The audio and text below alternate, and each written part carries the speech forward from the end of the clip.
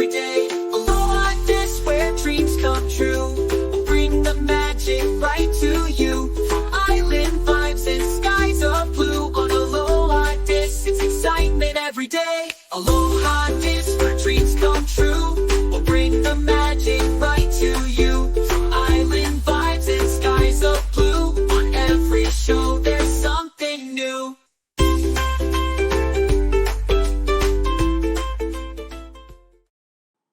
Aloha! Welcome back to Disney's Dreamlight Valley. This is episode 4 with a special guest, Scribbler, who's going to share a little bit about the game as a beta tester and also about her trip to Japan. Scribbler's a wonderful friend of ours, and I hope you enjoy this episode. Hi, the Sure. Donuts. Welcome into the stream. Good to see you. Hi. Welcome back. It's so good to hear your voice. Yeah, unlike the last time when I accidentally called everybody on a group chat You know, at I like 5 o'clock in the morning in Japan. you know what the funny thing, I don't think I mentioned this, but I was actually in a meeting and I was worried something was happening, so I stepped out of the meeting to take the Oh my call. gosh. I was so embarrassed. It's okay. Because I just was, I picked up my phone and I didn't have my glasses on and I couldn't see what I was doing and I hit the the icon for a call and I was like, I couldn't figure out how to get out of it. It's okay. I was It's like perfect. punching around. But I thought yeah, I thought the funny thing was Samuel did the same thing like 2 days after. I know. I saw it had happened. I missed it. Uh, I saw it. I laughed because I was like, oh my gosh. Well, now I don't feel quite so bad. Other people make the same mistake. yeah. But the thing I love about this game is, I think you understand after I said that it's kind of intuitive. Over time, like the different activities, there are their version of loops in this game, Right. So it's, one of like a limited number of activities that you're performing. And then when there's a new quest, you're doing a lot of those same things. And they tend to fall into whether it's harvesting, mining, cooking,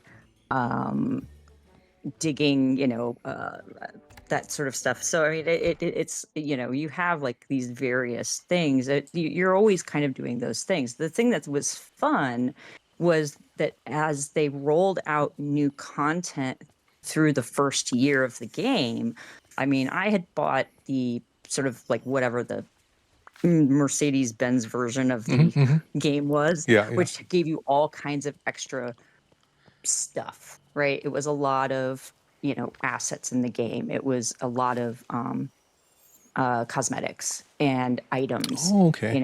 And so the stuff I had in the founders version of the game was like a lot of extra outfits or some furniture pieces that over time, like it's been really difficult to source a lot of those things, and that's what's made them kind of exclusive for some players. So one of the things that's kind of fun in going to visit other people's valleys, or at least as I've heard, because I have never gotten to do this really, is to see, like what kind of things people have, and also what you end up creating yourself. Because I mean, there's a whole section of content of the game that is you just creating things. Like you can create shirts or rugs or couches with patterns and designs, and and then you can wear those clothes around, and you can I mean, it can like I made a haunted mansion wallpaper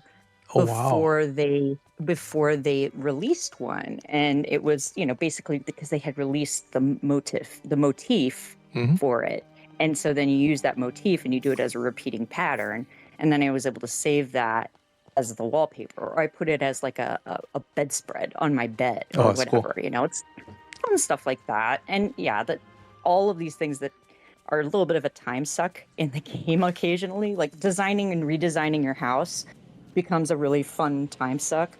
And then when they do these challenges that you've probably seen in the Disney Snaps, I can't remember what the actual name of it is right this second, but you do the photography, right? They give you a a challenge of like we're doing photos of people having a day on the beach, and you basically design and set up a scene of that, based on that prompt. And then you all once you do that, you take the photo, and usually they have like some um qualifier words, like you have to have fun or bright or whatever the keywords are, for the items that might be in your scene or clothing pieces, and they all fall into categories and things. So then once you've submitted it, after a couple of days goes by, the deadline, it ends for the submission, and then you get to vote Oh, on which ones you like. So it's fun because you'll go in and you'll get moonstones for this. So it's, lucrative to yeah, do yeah. it.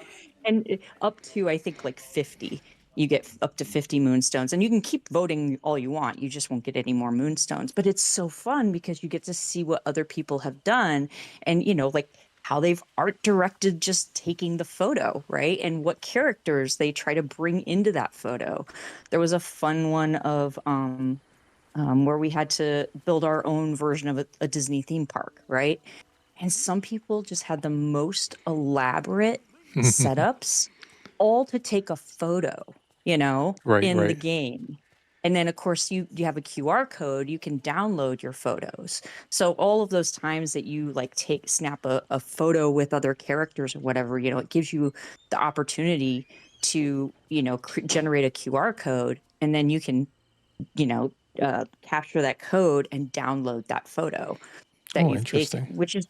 which is really fun. I mean, like, when you get your avatar and you're in a photo with Mickey and Minnie, I mean, it's silly, but it's also like, it's a cozy game. There's a reason they call these things cozy games. They're very not challenging in the sense of like it being hard, but it's it's the right level of difficulty at times Right. for what you're kind of looking for, something that is not stressful on your on your nervous system. It's That's true.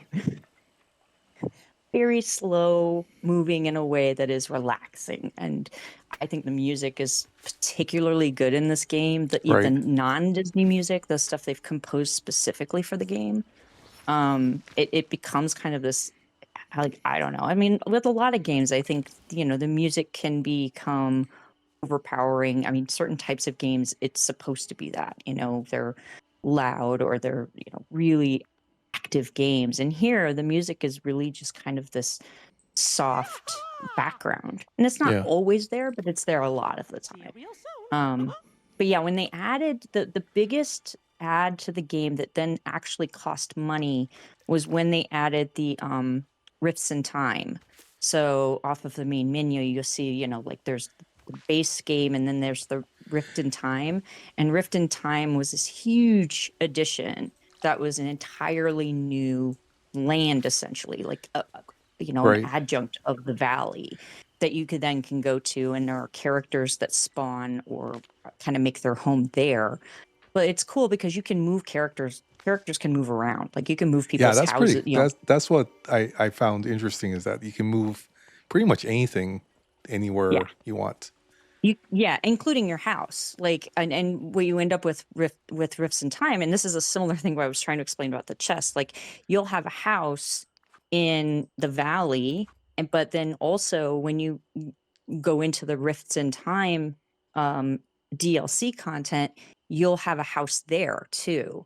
And so you basically can design the outside of that house. It will be your house on the inside. It's the same inside, so you don't have to design two houses. But the one thing it doesn't do is allow you to travel between those two realms through your house. So Gotcha. when you go into your house and, the Rift in Time, you are coming out of the house in the same place. You're not going to a different location. But it, there's a mechanism for that. You get on this sort of flying boat thing that takes you back to Dreamlight Valley.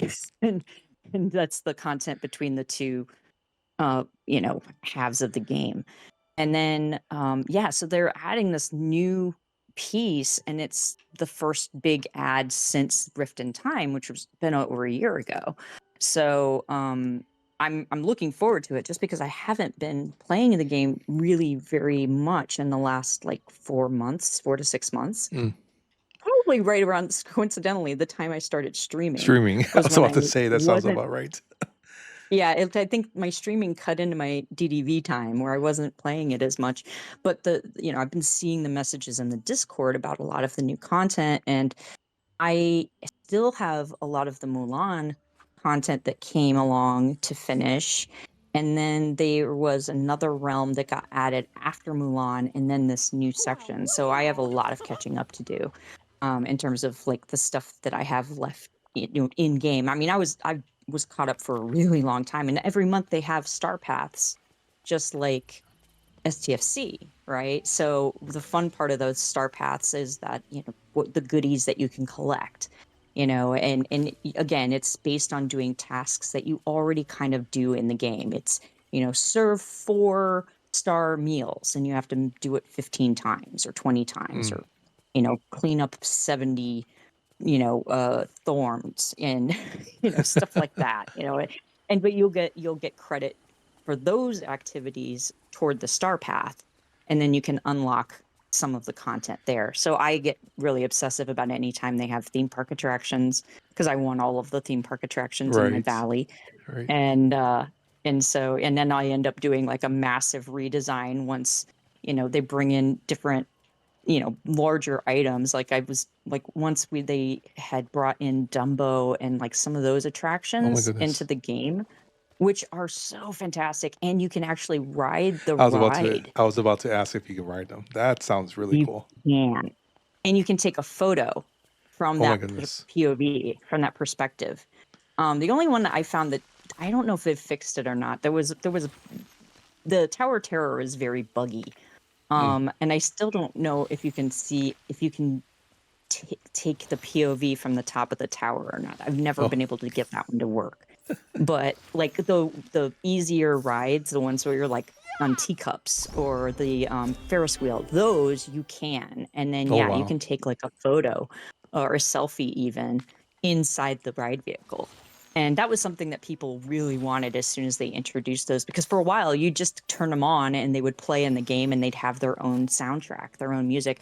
And in a lot of cases, it's very close to the actual Disney music, but not quite. It's like the Alice in Wonderland music for the teacups sounds a little very similar to Happy Unbirthday, A Merry Unbirthday to You, but it's not quite, So, but then there's other times where they obviously have licensed the song, and you'll hear, Right. for those characters, you'll hear their song. And of course, for streaming, you turn that piece off. Yeah. So you Yeah. don't So have I haven't really heard the copyright music issues. because I've only streamed the game. So Yeah. But it is fun though when you are with a character, like especially I saw you were like working with Mickey, right? Like so if you're hanging out with Mickey and he's helping you and doing whatever that task is, it'll play his da da da da da da da da da da da da. Oh, I see. So he gets, his music, and you'll get that, kind of similar music for other characters. Like Mulan, you'll hear Mulan's, like one of the songs from Mulan in the background and stuff like that. So it's really fun. I mean, going into those realms, especially to pick up those characters, and then you do end up going back into those realms a lot of times after you've sort of pulled them into the valley. It's like anytime that they opened up a new realm, you were picking up new characters in the game.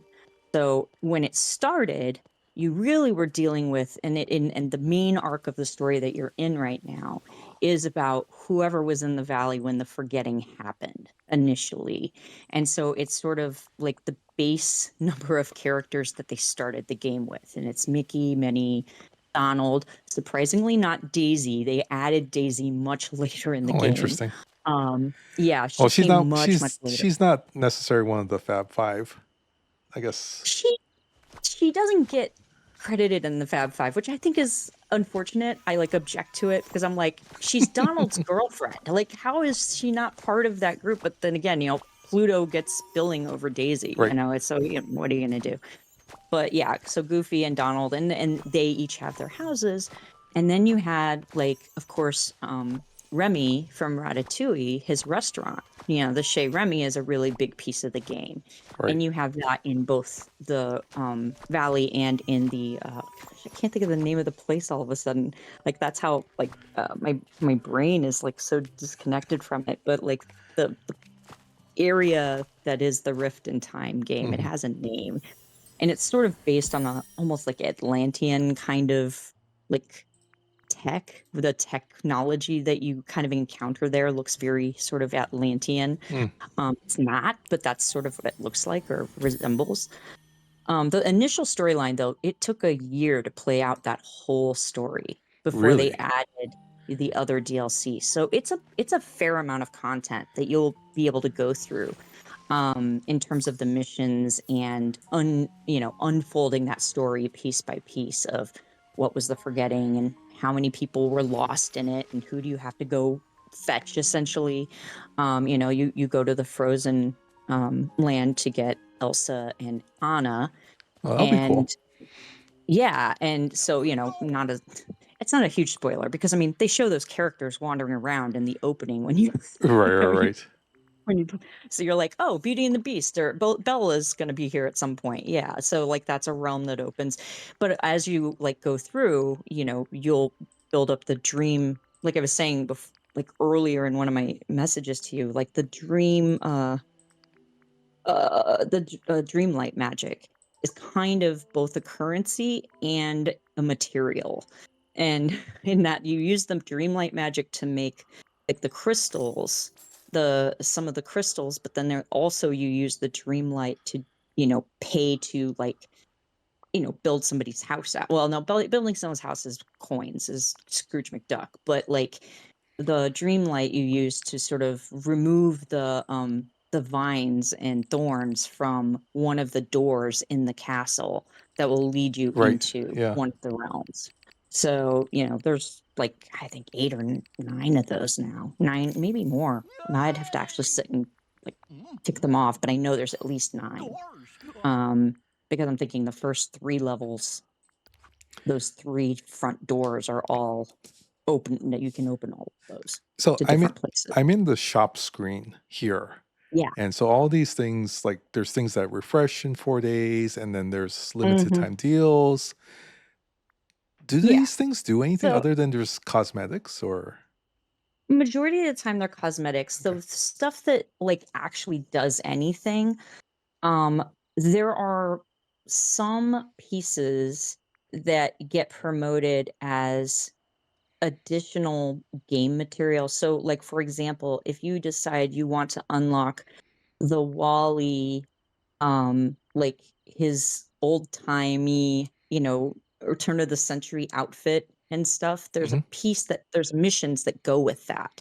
So you get Oh, some like bonus content along with that. So that I mean it will cost you either have to save up a lot of moonstones or you have to, and moonstones is the currency you buy in game. It's like platinum, in gotcha. that sense of that's what you use. So you can accumulate it through playing the game, but you also can buy that to then go and purchase Yeah, I see these those pieces in moonstone game. packs at the bottom. Yes, there are Moonstone packs, and honestly, I don't think they're that badly priced. And they seem For reasonable, right? it's very reasonable, and like I said, the first year, I don't think I spent any more money than what I had on the basic game because they were really just trying to get the content like rolled out and have an audience to then basically be playing it and testing. And I even submitted a couple of bug reports at one point. Like Oh, I had it was weird stuff like things, it's like how we'll go into systems and STFC and, like some of the assets will be frozen, like some of the ships and hmm, stuff, and hmm. you say, hey, you need to fix the system. It was a little like that where I had like an item or like the orb that you this sometimes pops out when you are like harvesting or mining or whatever. And the orb got stuck in Oh, like it landed in a place that you couldn't access because it was beyond sort of your boundary of what you yeah, could yeah. like walk into. But the orb was like unreachable. And this had obviously happened to more than just me. This had happened to a few other people, and that sometimes those orbs go in a wacky direction. And then they end up stuck. But they've fixed it every time that it happens, so it's a little more controlled as to where those orbs land. But it does happen with coins a lot of times. Like you'll have built something and then a coin like flies behind it, and in order to get to it, you'll have to Move move it. some items around to get to it. But nothing ever disappears in the game, which I think is kind of interesting. So like people will like lay out on tables, and they'll put they'll gather up 50 apples, Hmm. right? And then they'll drop those 50 apples into a spot on a table, right? And that's a way that you can do storage as well, is placing items around in the valley without necessarily putting them inside chests or refrigerators or storage closets or any of the things that they utilize as storage pieces. The dark chest I was mentioning, so all of the chests are their own individual spaces. So you can Uh-huh. have lots and lots of storage chests all over the place, but there's one exception, and it's this dark oak chest that you get pretty early in the game, and you can build copies or buy copies of them from Scrooge, because you can request items that you already have I kind of see. unlocked, and you can go and buy more of those things. So you want to go buy like 20 lampposts after you've unlocked a certain lamppost, you can do that, if it's not one of the ones that you build, for example. Okay. Um, but this one chest, when you buy a second one, when you open it up, it's the same inventory as what you put into the chest. So it's kind of great, as it serves like almost like a magic conduit, in that if you put items in that one chest, you put another identical chest anywhere else in the valley or even in the other realm, and you access it, it's those items are available to you. I see. I see. So Okay. so it can become very handy for carrying, instead of having to carry things in your inventory, but then still having access to those items elsewhere. But then, you're going to accumulate like a billion different flower types, because of course they regrow in the valley. And so a lot of times what I've done, and what a lot of people do, is you can sort of at times manipulate where you put, especially for certain like plants, like the flowers, you can drop them and they will root back into wherever you root them. If you drop an item like an herb or whatever, it'll just lay on the ground. It won't go back into its original state, Gotcha. but the flowers will. So Okay. you could gather up like all of the flowers, say on the beach, and go and replant them all together, like on an island, right? Oh, yeah, And yeah, yeah. then once you have the maximum number there, they won't respawn. So you could basically you could collect and collect and collect, and then and keep them kind of at stet, like the number of flowers that you have. And then if you have a task that requires you to pick like red flowers, right? Rather than waiting for a lot of respawning to happen, a lot of the times you can go and just like start pulling these and even dropping them and pulling them again, exact same item, and it will count. It will it'll actually make the thing go a little faster. Like you come up with some shortcuts that help some of those really arduous, like the ones that feel like they're going to take forever to do, maybe go a little bit faster, because you're just not waiting for respawns. Oh, You're kind of manipulating the spawn a little bit.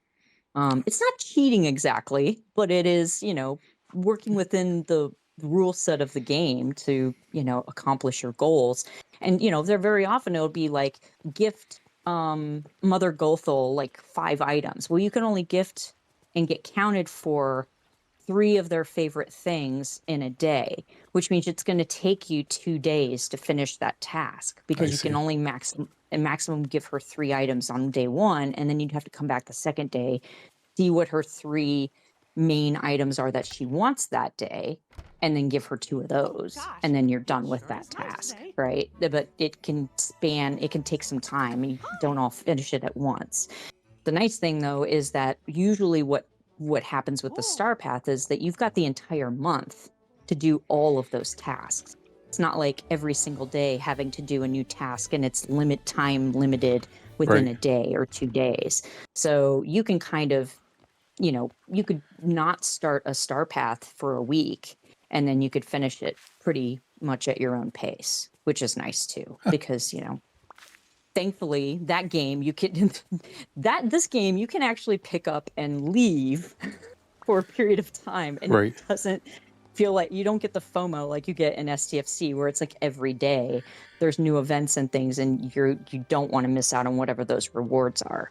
You get the sense of like, okay, the rewards are there, they're there for the whole month, and then oftentimes those items that were in that star path will pop up again and be available for purchase with moonstones down the road. Oh, okay. Right. So that when you're in that store screen, you're seeing items that have been selected. Some of them were made specifically for the store, and they were only available for purchase through that store. And they usually have an icon that once you like look at the detail of items in your like inventory screens, and like when your clothing, like when you're changing clothes, it'll have little tags, and sometimes the tags will tell you whether that was a Star Path item or it was an exclusive for the Moonstone store, or it was a founder's item, that you had in the original game pack or whatever it was. So that's a kind of an interesting way of kind of seeing where you have some specialty items that other people just don't have.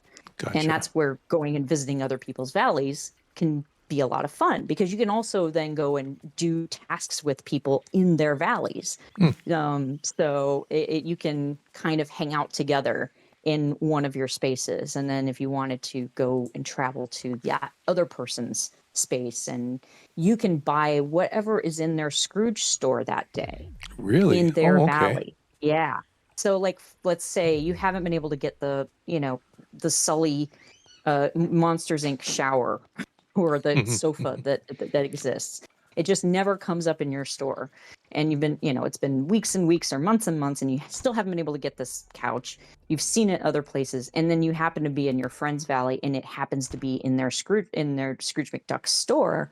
Well, you can buy it in that store and then unlock that item. So a lot of times what people were doing on the Discord is they were putting out like what was in their Scrooge store that day. Oh, okay. And then they would, somebody would say, oh, I need that. Can I come to your valley? And then they would, organize and set up, like, here's my code for my valley, and you come and visit and blah, blah, blah. So, Gotcha. I mean, that was sort of how it started initially, where people who were isolated could kind of make friends that way a little bit, but the Discord was really the major driver for that. Like, there was really no other way to do that. Like, I can't just go to a menu and like pick somebody at random and go visit their valley. Like, it just doesn't work that way. You Gotcha. do have to know who the person is and have their like special whatever their code is to input to then go and visit their valley. So I'm in Scrooge McDuck's store.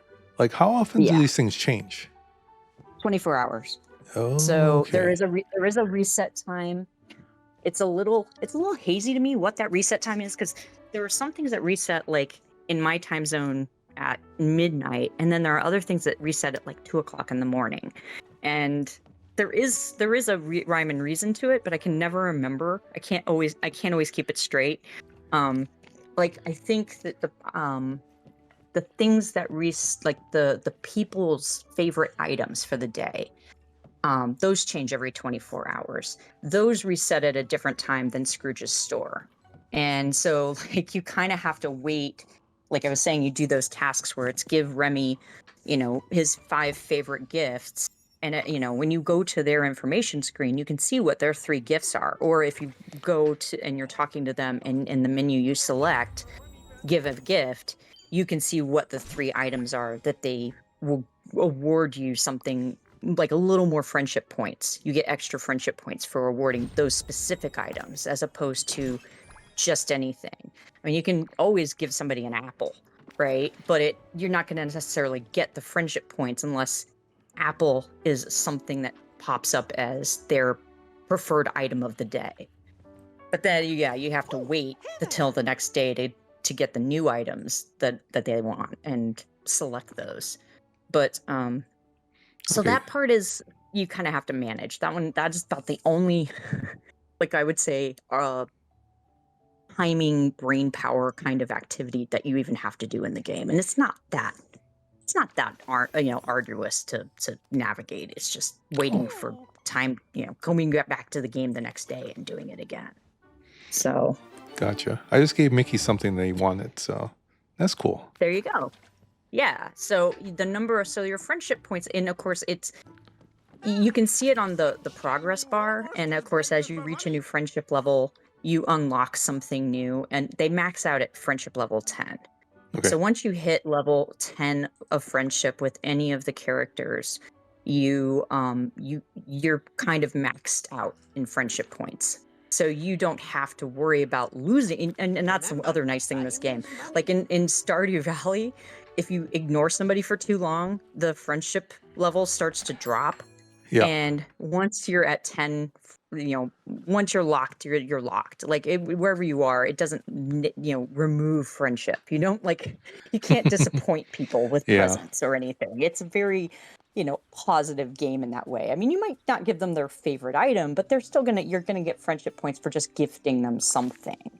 Gotcha. Even if, I mean, the animals are the tougher thing to figure out. Like in the different regions, it's like, well, what is the thing that the rabbits in the valley or the meadow, in Peaceful Meadow, what are the item they love and what are items they like? And then of course there's a lot of stuff that they just shake their head at and go, nope, don't want it. And so that's a trial and error unless you've been a member of the Discord and know what all of the guides are that are basically cheat sheets that tell you what they are, because everybody else has done the trial and error and then built spreadsheets of everything, every recipe, where is this item located, every single item you can own or purchase in Scrooge's shop. Like there's literally a document, a Google spreadsheet document that's called the Guide to Everything, and it has just a ton of tabs of like all of these things that I just kind of rattled off, but even more so, and it's a little like looking at DJ's spreadsheets at times, right? Right. But because you even will tell you like what time of day some of those animals come out, and there's always within one group, there's always a rare one that like only comes out at like one time during the whole week. You'll have like the brown fox comes out at this time, but the red fox only comes out at this other time, or the blue fox, right? And so then you have to actually know kind of within your time zone what time they're going to be in that realm so you can befriend them.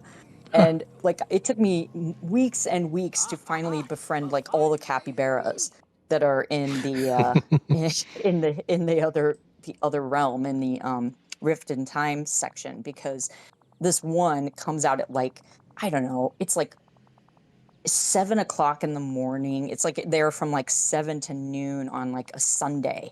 It's like early, like I'd have to get up super early on Sunday morning or in the middle of the work day, to catch this one animal. And of course, eventually you can kind of, like, oh, I have the Tuesday off. I'll go and like, and you have to sometimes give these animals the thing they love more than once. You have to do it like 2 or 3 times. Some animals are harder to befriend than others, and so it can be really difficult with some of those. You do have a real sense of accomplishment when you finally befriend them, and then they become part of the inventory where you can change out your pet companion. And there are some that are not like the ones that you encounter all of the time in the different areas of the valley. There's a rabbit with a top hat. There's a wind-up mechanical raccoon that it looks exactly like the raccoons in the forest, but it's a wind-up toy raccoon. Oh, fun. Like there are these really cool little things, but you can also like the celestial turtle is like one of my favorites, and it's one of the early ones that they gave us the option of having. And then one of the nice things they did was they said, well, you always have like the one pet that follows you around, but then you can also have like a home base in your valley. Like, essentially it looks like a doghouse, but you can have 4 or 5 of them roaming around. Like, yeah. That's and cool. You can give them like a bird. We'll have a bird stand, like a parrot, or, like the pirate parrot that sometimes you unlock, or the snakes. that are in the other part of the game. You can have the snakes in your valley and stuff, and they're all very friendly creatures. Nothing is going to harm you. So Okay. they're all, There you and go. they're and you just pet them, and they give you a little heart back when you pet them or interact with them. There's no real friendship points to be gained there once you've like befriended them, but it's just it's a happy.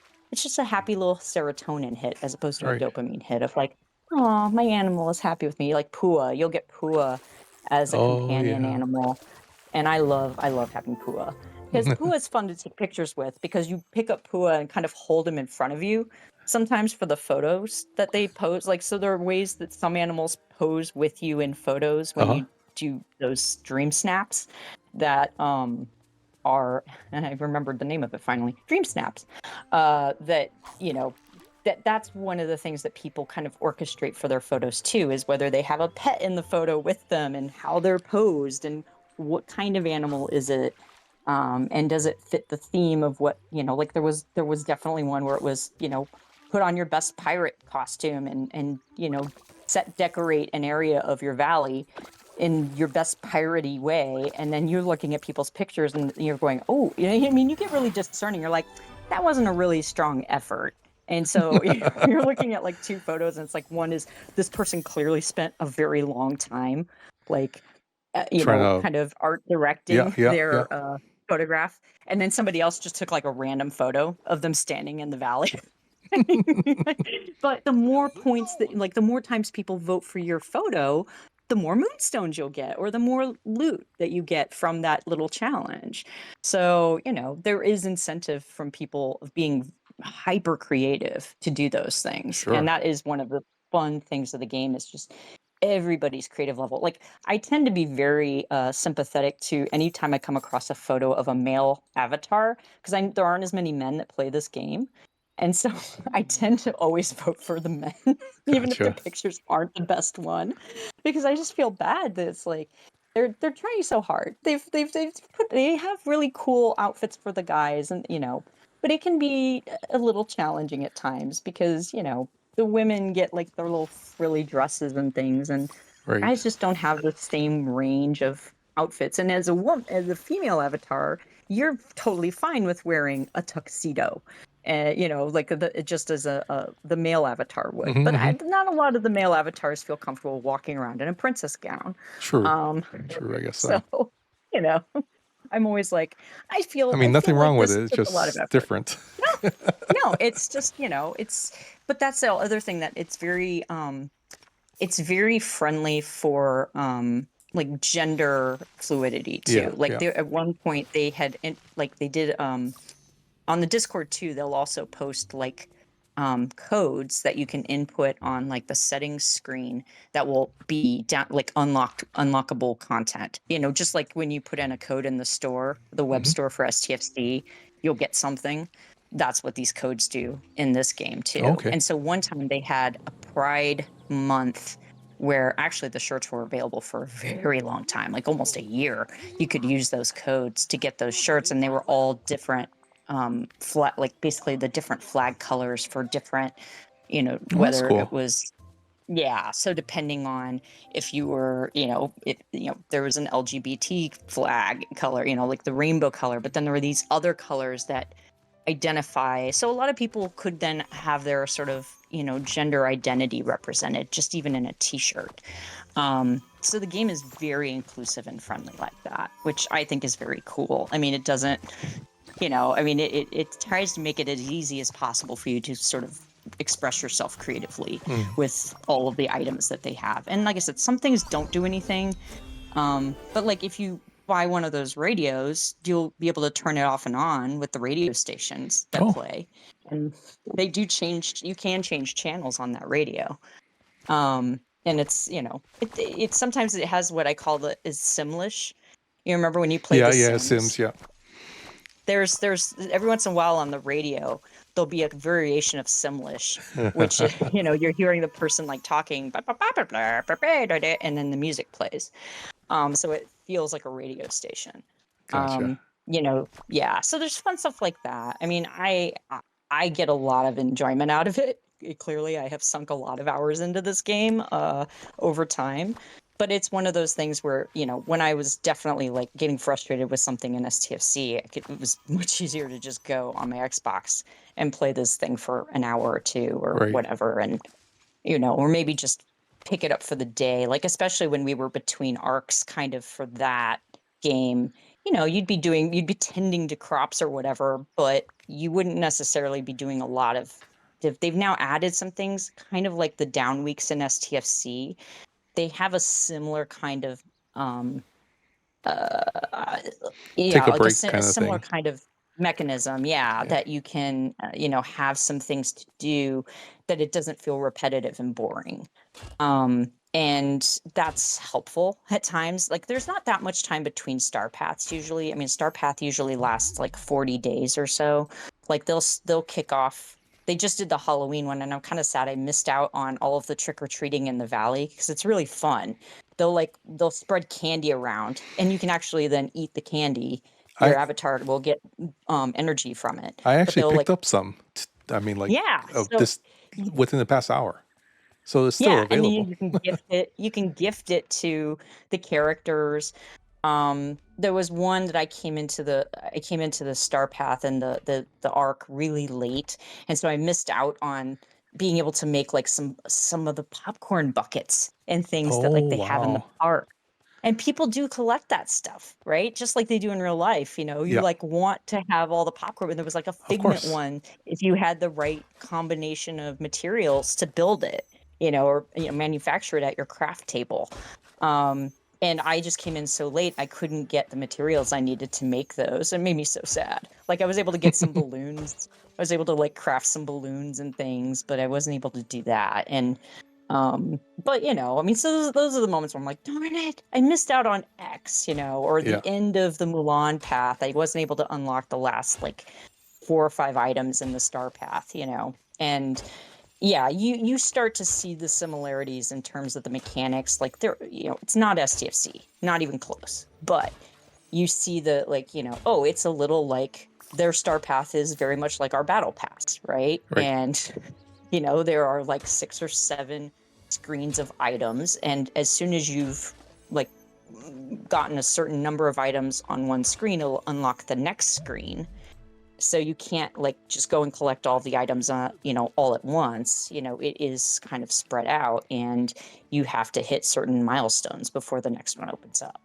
So that stuff is very similar, like in terms of gameplay. Interesting. But I don't. This That was a is lot of so information, interesting. but Rico says I should frill it up. I will frill it up you will eventually. do a lot. Don't even worry about it. Like, your valley is fine. Don't worry about it, Dr. Iron Chef, because there's not a. I mean, you can fix it up all you want. Like, I will tell you, not just straight up. Like, when I get a chance to like bring you to my valley, Yep. oh, there will be balloons and banners, Oh my goodness. and I will have it decorated out with all of the. I'll bring you to my little miniature theme park with all of my attractions, and we can ride all the rides together. Oh, cool. That'd be I cool. mean, and that's the part that's really fun. Like, it's just a fun little thing that you can do. Once they started introducing that stuff of the co-op, of being able to go into other people's valleys and stuff, that was really big. Yeah. It was also super buggy.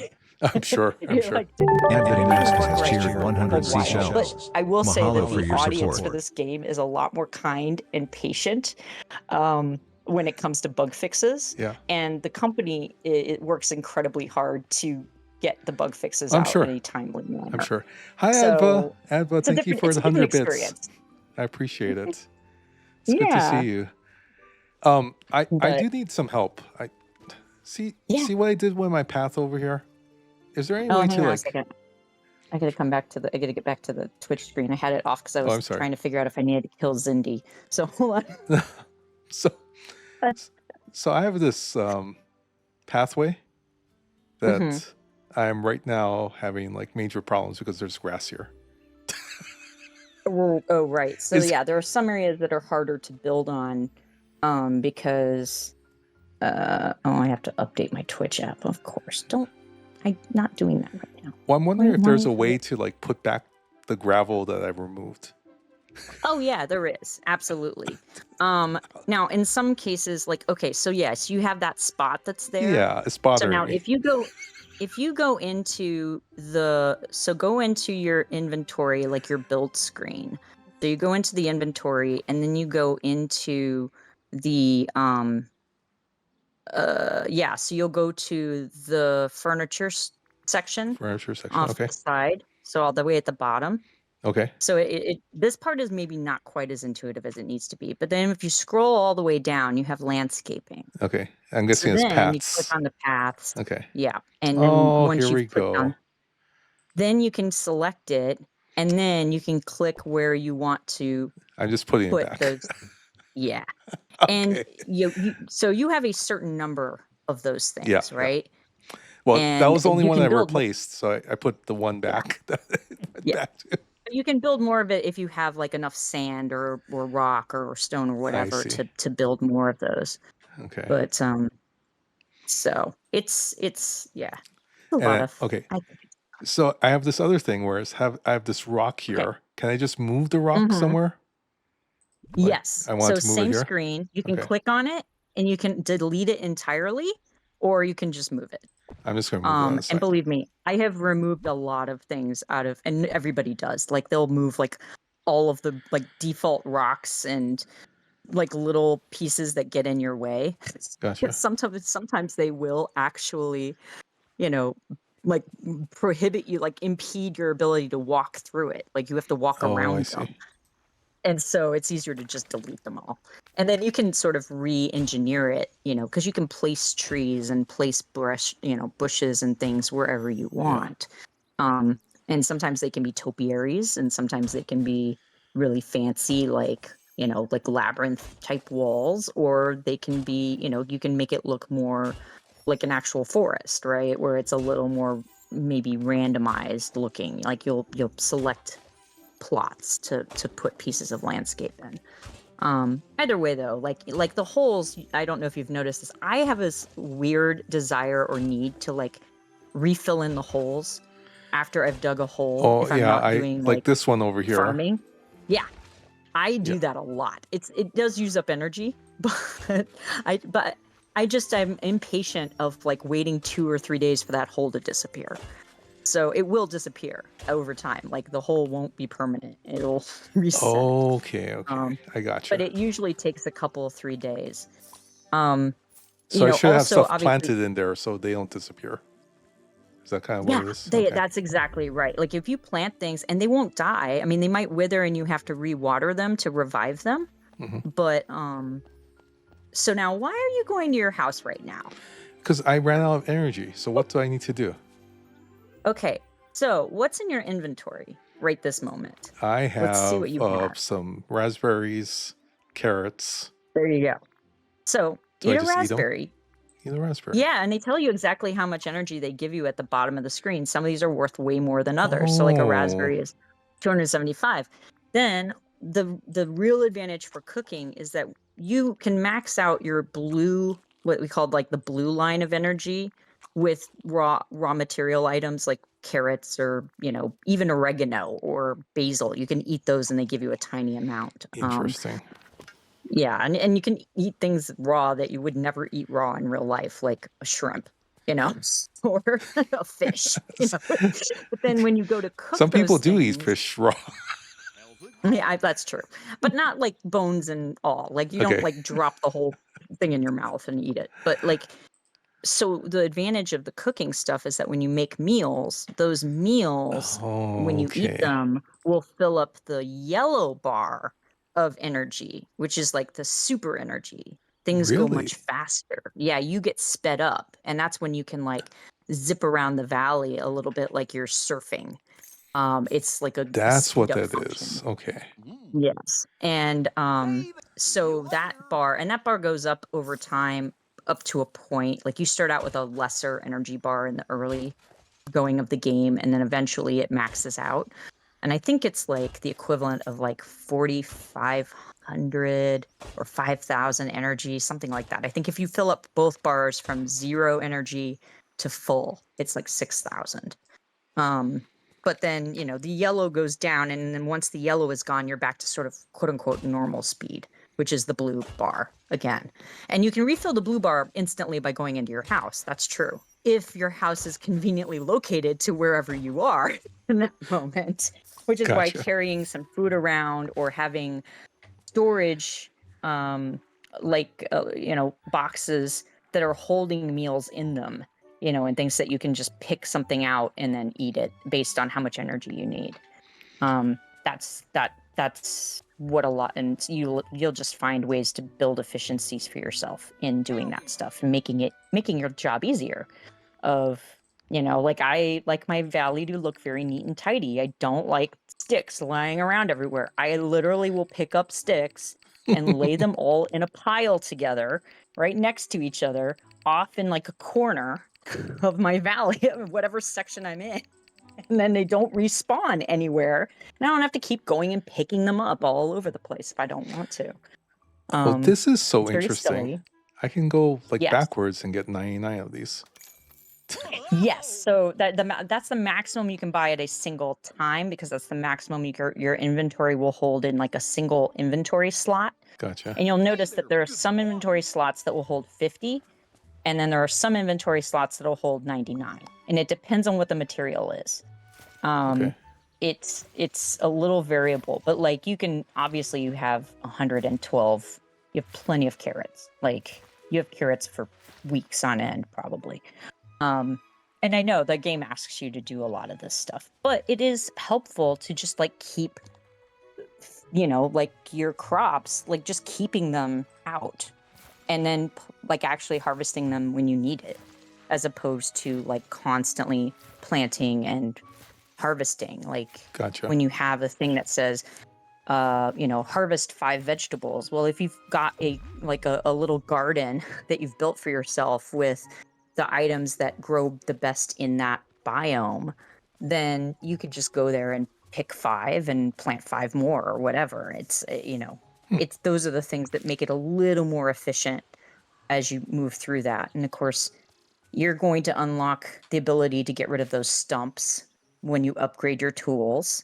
Okay.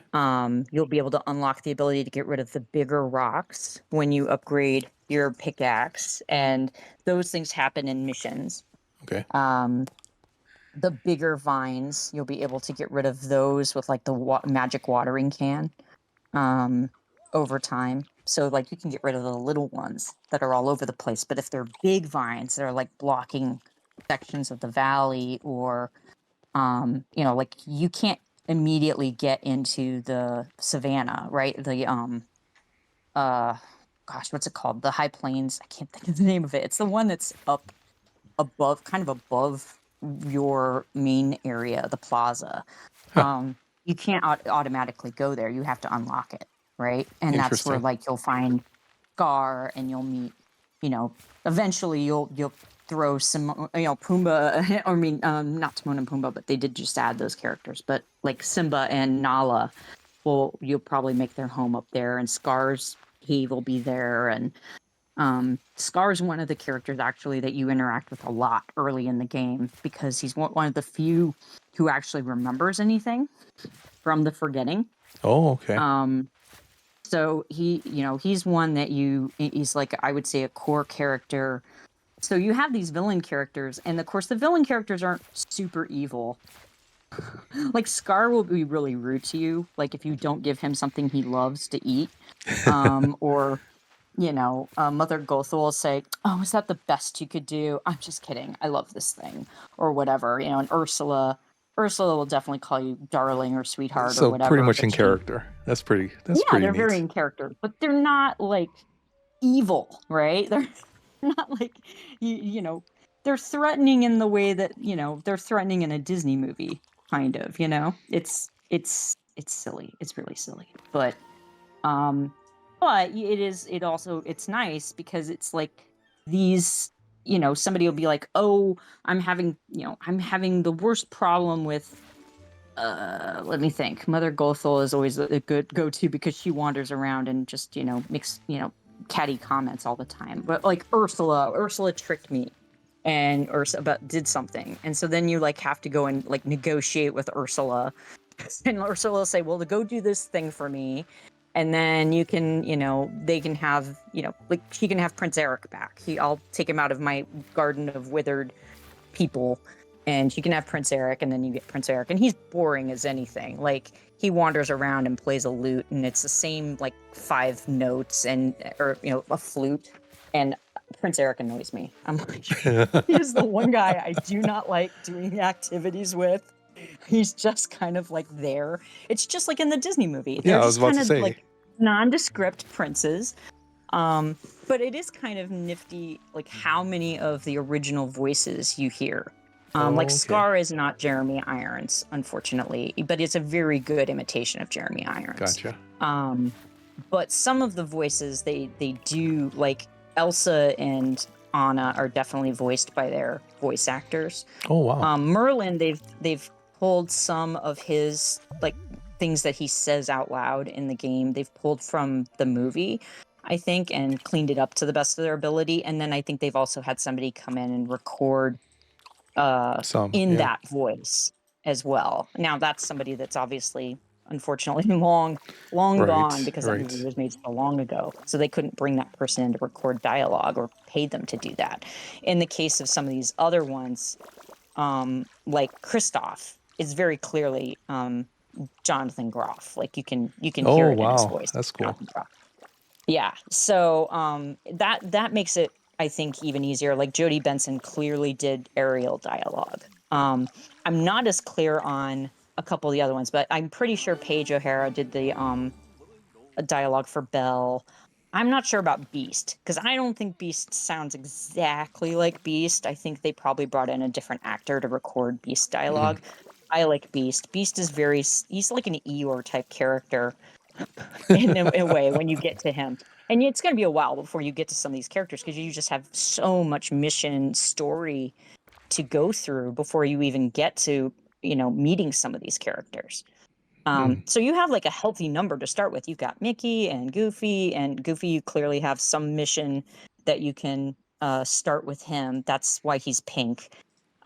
He's got a mission for you whenever you're ready to accept it. And you can accept missions and kind of not have them being the thing that you can track. So like if you go into the menu, like the overall menu there, and you go over to quests in the top of the menu screen, right? And if you go up and down the list, the star icon that's next to the story quest, that's the one that you're tracking actively. So it's showing it up in the upper left corner, like what your next task is that you need to do. But you can then, it's sort of like how in STFC we don't really have control over this, where it like pops up the message down below about one of your random missions. And very rarely is it the one that you're actively trying to do. Here, you can actually control that. You can turn a mission offer on as to the one that you're presently working on, or you, like if you're kind of stuck in a place, because sometimes it'll tell you too, like, oh, go do this thing after sunset. Well, sunset in the game is sunset in real life. You'll notice night and day change in the game based on what time of day it is for you in your time zone. You're in day hours kind of right now, but that typically like almost all of my gameplay is almost always at night because that's when I tend to play. Yeah, I saw this thing where you can offset the time. You can, yes. Yeah, so then I can go back to nights if I wanted to. Yeah, they do not recommend speeding up activities by doing that. Apparently there were a lot of bugs with that stuff early on because people were kind of cheating the game that way. They would manually reset the time in game to, push themselves like into Japan, like into the next day. Yeah. And in doing that, it would screw up some other stuff. And so the advice from the game company was, please don't do that. To speed up your tasks if you can help it, because it kind of messes up other things for you in the timers that they have. I see. Where other things won't reset like it's supposed to. So yeah, so I definitely got used to mostly playing at night. So I have lamps everywhere, a lot of lamp light. And there was a really weird bug for a while where my lamps weren't turning on automatically at night. And I was having to go and manually turn on like every lamp I had. And I Oh, have probably hundreds of lamps, right? So right. it was like every I also do things like I wouldn't always remember where mining spots were when I started. So I set lamps right on top of mining spots. So if I Okay. see a lamp off in the distance, it tells me that there's a mining spot there. And in areas that you get to that are really dark at night, and like in the forest and places like that, that can be really helpful to see from a distance where the rocks where you can mine. Um, I do that too, like around some of my gardens and stuff. Like it's just like easy signposting for yourself. And of course, you'll know these places like the back of your hand eventually. But like when you first start out, you do get turned around quite a bit. So Right, even right. putting the signings in the places that say go this way to Peaceful Meadow or go that way to Forest of Valor, like those things are very helpful in the early going. Because you do get turned around a fair amount, and especially if you start like moving things around in that section in that biome, then it gets even harder to navigate. Like Hmm. I would get confused every time I was up in what I call like Frozen Land. I think it's called something else, but I call it Frozen Land. Frozen Land. So up in Frozen Land, where it's all snowy, like you know that that's what it is, and of course you can hop from biome to biome once you have them all unlocked via the wells, right? The wells basically just open up that settings screen that you can open up manually yourself too, and so you can jump to the other places in the game without running around all the time. And the other characters, if they're with you, they'll meet you there. It's like they magically get themselves to wherever it is They you're know where to going. go. Okay. So yeah, they kind of meet you at the well. At like if you were to jump from here to the beach, it would send you directly to the well at the beach, and then Goofy would meet you there if you were doing a mission with Goofy. So you don't have to always have him like right around on top of you and stuff like that. Gotcha. And then yeah, these things are fun. Like these very so there's one of these in every biome Okay. that you have. So a lot of the early going here is yes, this is a big piece of content essentially. Like it's a big story move. Like Huh. you're opening up a new section of the valley for yourself, which means you're going to start being able to go way outside the meadow and the plaza and Well, to that's the good. other areas. Yeah. So there are five, six areas. You have the plaza, the meadow, the beach. Like I said the savannah type environment, forgotten or forbidden lands or forgotten lands, which is very dark and ominous looking, but it's really not any different than any other place. The trees just look really spooky. The Forest of Valor and the in the Frozen Land. So like those are on the map. As you unlock them, you'll start to see where they're at, and it becomes a pretty decently sized place. I mean, you're housing upwards of 20 or 30 characters Wow. with their own little houses and things. Like when you get Moana, you're going to place her and Maui each in their individual houses Hmm. somewhere, and it's probably going to be on the beach. Rapunzel will have her own tower, and Mother Gothel lives in the tree. And I always forget that one. It's not the bayou. It's the glade of truth, I think. Like each of these has like a name that means something, and yeah, I never remember the names. There's the glade, the forest, the like snowy mountain area, like yeah. So yeah, the travel at the speed of dreamlight. So this is what it's telling you. Yes, you can then click on the well icon, Yeah.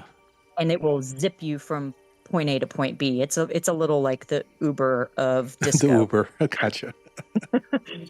Just being able to go from one place to another. Which is very helpful at times, especially if you have to like pop around. So you see all of these areas that you Yeah. have not yet Oh my unlocked. goodness. Yeah, and that's just this area. That's not even including the other places that you're going to be able to unlock through the castle. Oh wow. When you go to fetch characters.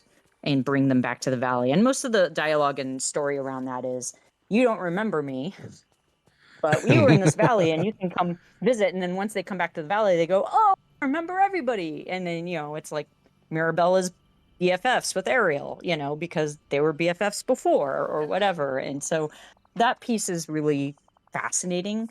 Also, very often, if you if you're not actively doing a mission, sometimes you can watch characters, the NPCs, interact with each other, and they'll have dialogue between them.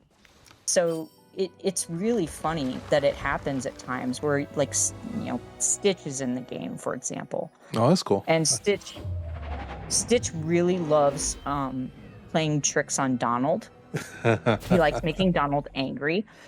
And so every once in a while, like, if you just happen to be within, range of them, you might catch those two characters interacting, and there's like a little melodrama playing out, and it's not anything that you've controlled. It's just happening because it's there in the background, and you'll see their little talk bubbles above their head as they have conversation with each other.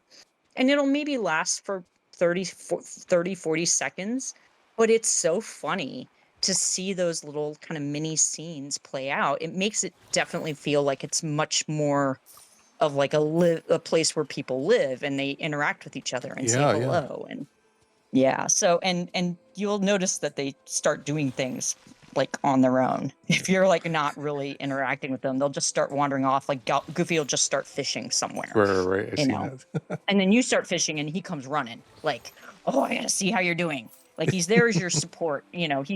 Someone's always going to come to help support you when you're fishing. Like, it's a big deal for some reason in the valley to applaud when you catch something, cheer you on, because fishing is hard. It is. Fishing is hard. But once you get the hang of it, it's not bad. Well, it's not easy the first couple times. No, and I guarantee you with mouse and keyboard, I can't imagine how challenging that was, because it was hard to do even with a game controller, which is much easier to play with.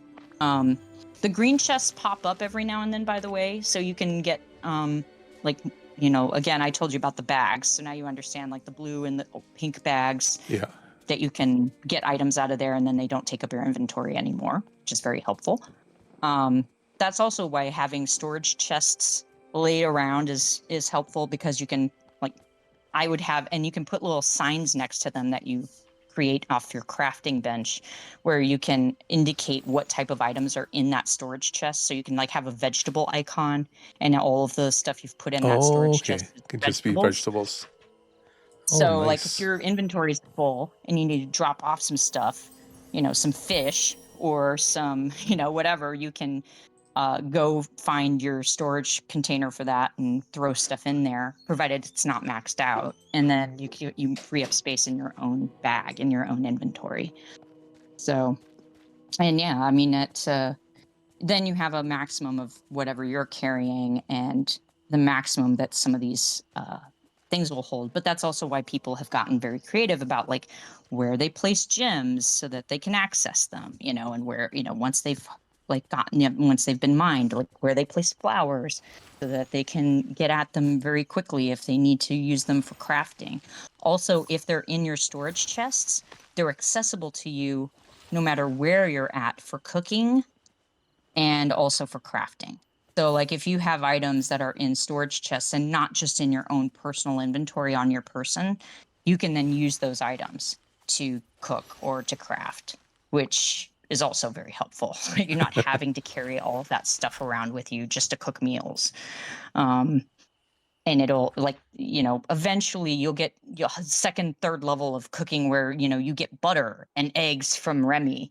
You have to, there's some things that you just have to buy from Remy in order to make recipes. And when you've done that, then you're able to then keep some of that in storage too. And for verisimilitude, I definitely put milk and butter and eggs in a refrigerator just for my own sanity. Gotcha. Because I can't stand the idea. Or meals. I'll put meals in the refrigerator. And it's really just, that's the a little appropriate bit, place. it's helpful.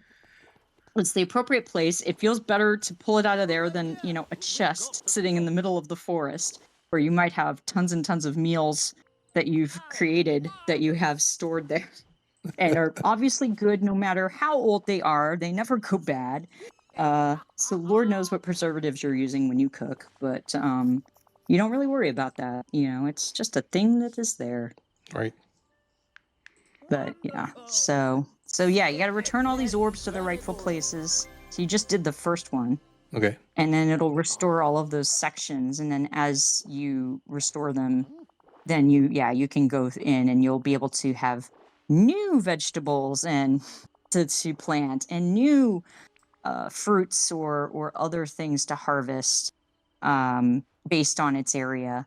A lot of people do tend to, once they've opened up all of the biomes, move all of the trees together. So you can just harvest all of your trees at once. They don't all spawn back at the same rate, Oh. but it can be easier to move them all to like a central location for easier harvesting.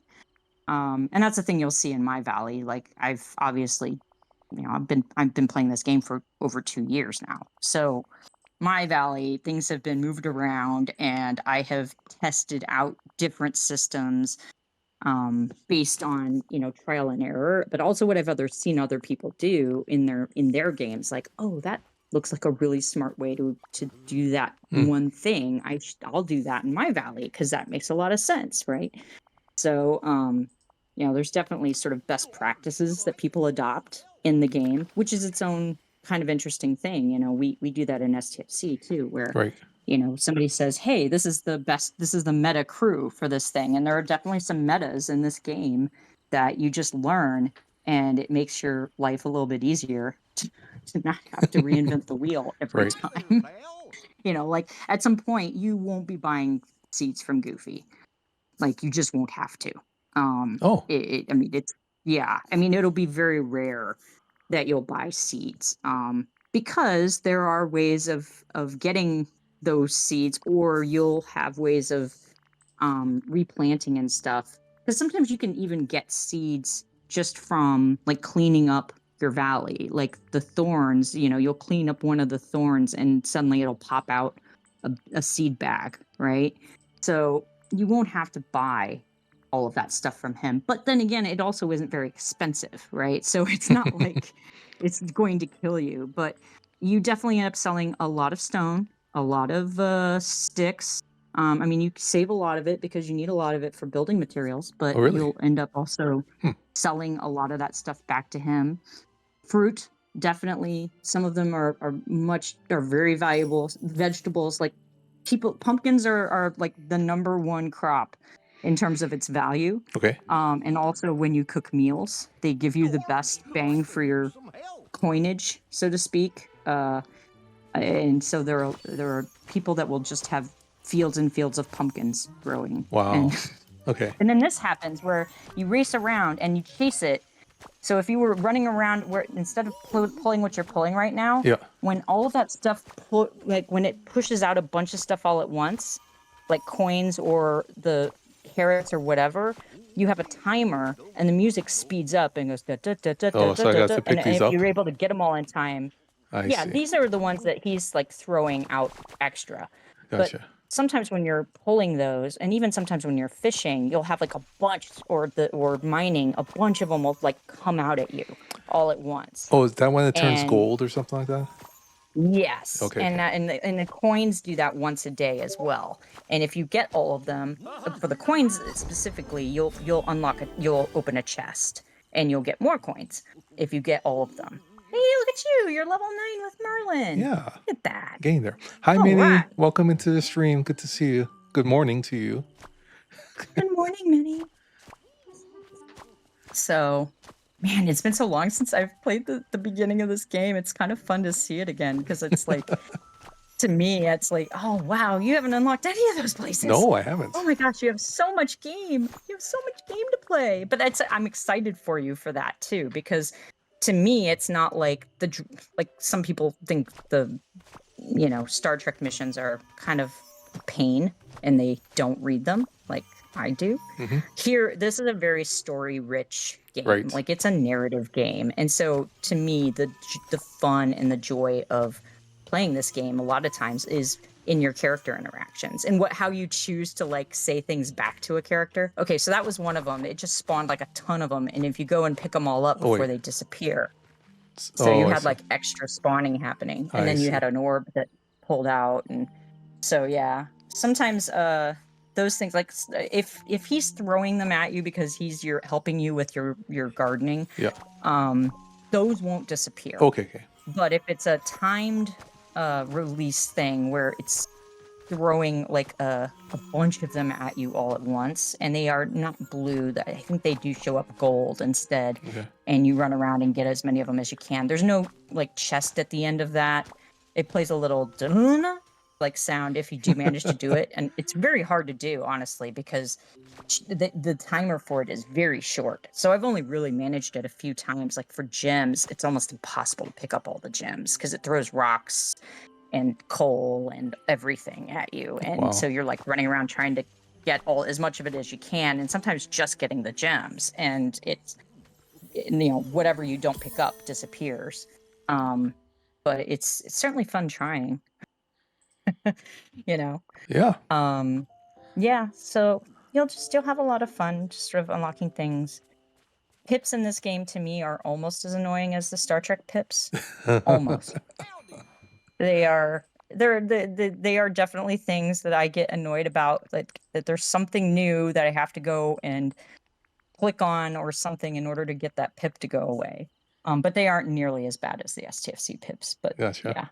yeah, you get used to them like kind of being there most of the time because you're constantly unlocking things, right? You're Hmm. constantly either getting like new clothing or new furniture or a new recipe or you're a new character, and so all of those dings will light up with a pip next to it to indicate that there's something new there. And so then yeah, clearing all of that can take some time too, just in and of itself. But Interesting. It's super they did interesting. improve the gifting a little bit, like they'll give you a box with multiple items in it. That is Okay. better than what it used to be. So So that was like that gold. white Okay. gift box. Interesting. Yeah. So the white gift box opens up and there's like 4 things in it or 5 things in it. That's substantially better than what it used to be, where you'd have to like open up individual packages for all of that stuff. And that was really early in the game. They that was a thing they improved pretty early on. Like there are definitely some things that came about because of feedback from players of, I'm sure. hey, can you make this easier to do, or this activity, is there some way to economize it? And then they would find a way to do that to make your life a little easier too, which is nice. They actually listen to player feedback and That's cool. put things in the game based on that feedback. It's crazy.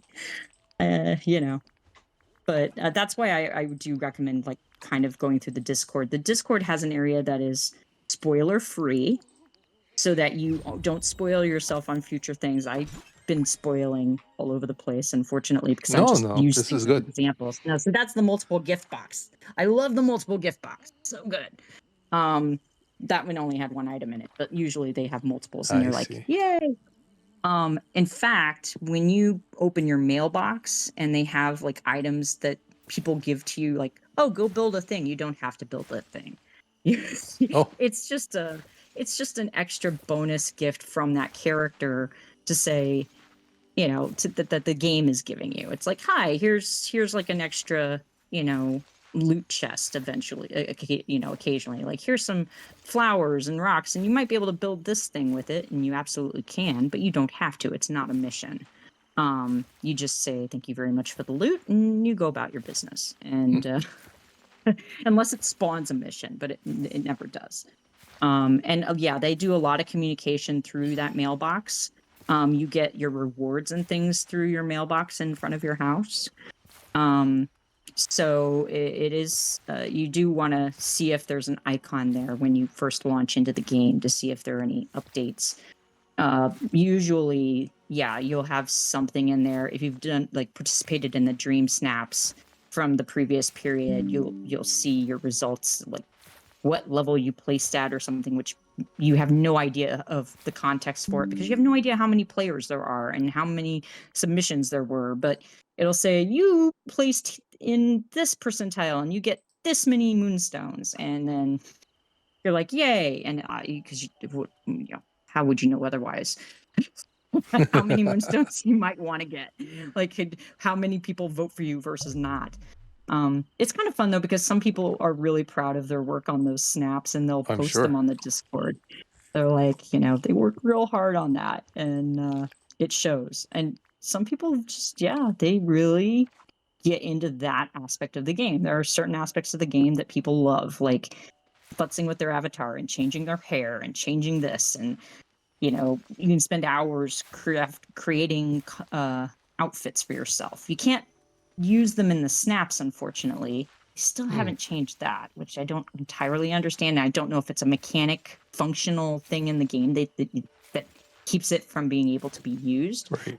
But it's like one of the few limitations of creating your own stuff is that you can't use it in the snaps. Like you can't wear a costume, like a dress or a shirt or something that you create with like an icon or a pattern on it in your dream snaps. You have to wear one of their pre-made outfits, which Gotcha. I'm always a little like, I don't understand that, because I would think part of what you would want to do is see what people's creations are in those things. So I think it has to be a game limitation of some kind. Or if it's appropriate, maybe, I don't know. Yeah. So I don't know. Yeah, I like that you're wearing this simple black tee. Like I do the same thing. They introduced mannequins at a point that you could craft mannequins and put outfits on the mannequins, and then in your house you can then immediately put on that outfit that you've put on the mannequin. It'll just swap the clothing onto you, which is kind of a quick way to get certain outfits, because it can take a lot of time to scroll through everything to find the thing you want or whatever. And sometimes the activity is change your clothes, like change your costume. And by the way, all you have to do is change one item, and that's changing your costume. So if you take off an item or you add an item, like you put on a jacket, that's enough. You don't have to change every piece of clothing for that to work. It's just need one to do thing. something. Yeah. Minnie says that she likes the black tea. I like I wear it's very fetching, the skinnier jeans with like a very simple like button down shirt, which is kind of my style, and I usually wear them with the sneakers that look like my Converse. Like that is generally my style.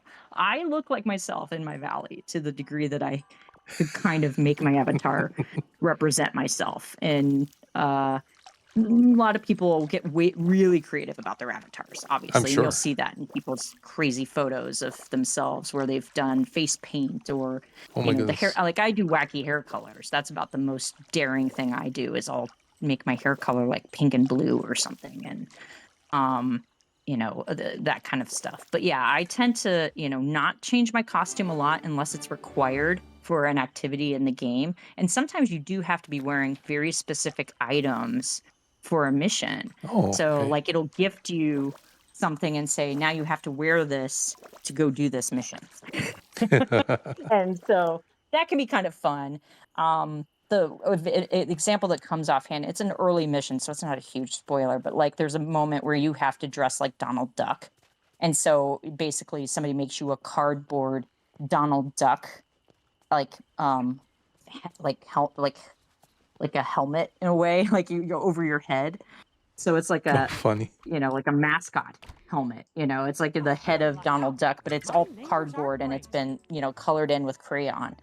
And so you wear that to look like Donald Duck around. That's pretty funny. So kind of silly little things. And also just some of these conversations are just really, really funny.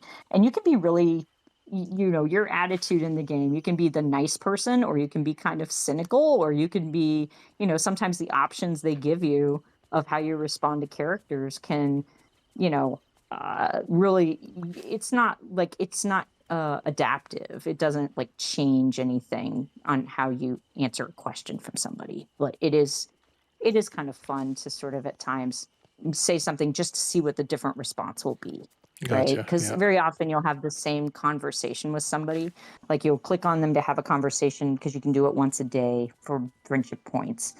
And when you do that, there are a limited number of those conversation topics. But sometimes it'll be, oh, Scrooge McDuck will tell you one of his stories of his adventures, and it'll give you like 3 options.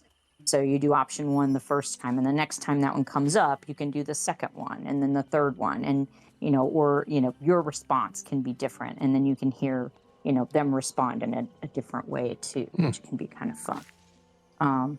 Especially if it's one of the villain characters. I think they're the most fun to kind of mess with and be really snarky toward and say things you wouldn't normally say. I mean, sometimes you can be nice to them and say nice things, but hey, look at that. You're on the beach. I'm on the beach. You're on the beach. I love the beach. Beach is one of my favorite biomes just because it's so much there. It's there's a lot to do on the beach. Oh, you'll end up putting a lot of housing on the beach. Beachfront really? property is at a premium because it's like Ursula and Ariel, and it's like, okay, time out. Prince Eric, your castle's going up in the meadow. I'm just decided because there's no room on the beach. Sorry, you're just gonna have to like be away from your girlfriend. And I talk back to the characters when I play the game a lot because like Ariel will be wandering around and going like, I wonder where Eric is. I'm like, he's over there. Go hang out with him because he's annoying me. Like, just go. Of course, they don't listen to me, but like too often their pre-programming is not exactly what I wish that it would be. But like some characters are a lot more fun to sort of hang out with than other characters. And like Olaf, I love hanging out with Olaf. Olaf is fun. I'm sure. But again, it's like characters that you might not interact with for a while. Like Mickey, I like interacting with Mickey. Mickey's fun to hang out with, I think. He's a very positive spirit with you. Sometimes when they throw extra stuff to you, it sometimes feels like a chore for them. It looks like it. It's a weird programming thing where sometimes it's like Scar just seems like, ugh, fine. You want me to come along with you to do stuff, like, okay. Or Vanellope. Vanellope is very snarky. Like when you get her in the game, she's a lot of fun. But she also loves to make inappropriate body humor jokes, just like she does in the movies. So she'll often try to get you to say duty and then laugh at you for saying duty. So yeah. No, that's a running gag. Like, that's a thing.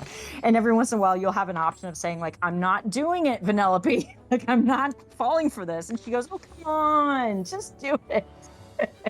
And you're like, ugh. So it can be funny. Like, that kind of stuff can be really, really funny. Yeah. Oh, did you meet Moana already I did. in the game? I opened that realm or whatever. That's great. Yeah. So when you go and you meet her in Maui, and then you bring them back over at some point, like, because there's a mission there that you'll do for her, and then when you reach the end of that mission chain in that realm, you'll invite them to the valley, and then they become permanent residents in the valley. Gotcha. Well, this is different. And they will no There's longer rain be in the realm.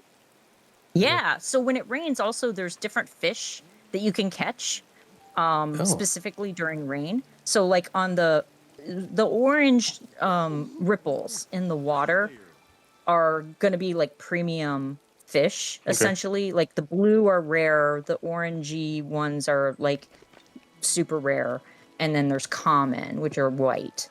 And the premium ones, there's a fish called the fugu. It's very difficult to catch. You usually can only get it when you're fishing in the premium color. Eventually, you'll be able to craft a potion, essentially, that you can apply to your fishing pole that will change a common type ripple to a premium ripple. And you'll be able to pull that type of fish from that as a result. It won't do it on a rare. It'll only do it on a common one. Okay. So that's actually a good thing, because you don't want to change out the rares all the time. But anyway, the fugu can only be caught during rainstorms on the beach. So it's Interesting. one of those where it starts raining and you kind of maybe race down to the beach to go catch some fugu if you are able to drop whatever you're doing at that moment to go do it. And it typically rains a couple of times within the course of like a day at least. I mean, it'll sometimes rain more than other times, but usually anytime you're playing the game, you'll run into one of the biomes or multiple biomes where the rain is. And in the case of the frozen land, it's snow, right? It's just a lot of heavy snow. Huh. So, and yeah, it's tricky. If you are out of space in your inventory, you'll have to just drop things. And at least it doesn't go away. It stays there until you come back to pick it back up. That's again why I think storage chests are helpful. Helpful, yeah. The only thing you can't do in this game yet that I really wish you could do, and this is a thing I complain about with STFC all the time, it's like you build something, but you can't deconstruct it back to its base materials. They were introducing a mechanic for that, but I don't know, since I haven't played in a while, I don't know if they actually did it or not, because that was something people were talking about too, is like, because in the early going, you might build a lot of one type of item, and then you have all these chairs and tables sitting in your inventory, and it's sort of like you have a maximum number of items that you can place in your valley. Like when you go into that build screen for furniture and stuff, you'll see a little counter of how many items are in your inventory versus how many items are in that space out in the game. And there is a finite amount of stuff that you can have, which is another reason sometimes you get rid of trees and rocks and things, because those things count toward that inventory. Okay. So getting rid of some of those things can clear up some space for you in terms of like those items. It doesn't immediately count it. I don't even know if it does initially, but if you put stuff back into the landscape, it definitely counts it. So moving things around can change that. But there's a setting in the settings screen, I think, for So why is this thing sparkly over here? ending. Okay, so that means that there's something special you can catch there. It might be a piece of that diary, or it might be something, but there's something mission related or something special that you catch there. So like if you were to fish on that spot, see how it turned orange there? There's something interesting or something important that you're going to catch out of this spot.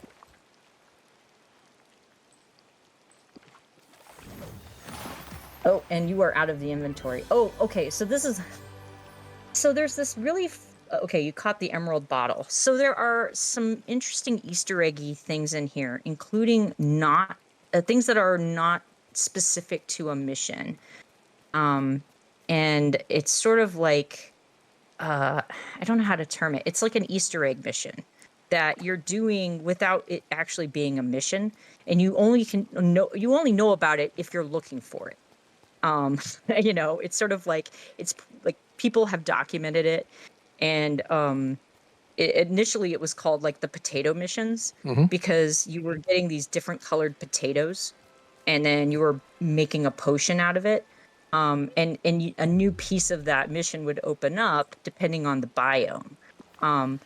One of the things you have to do with regard to those was like pull these bottles and things out of the water, and there are a certain number of them that you have to fish out.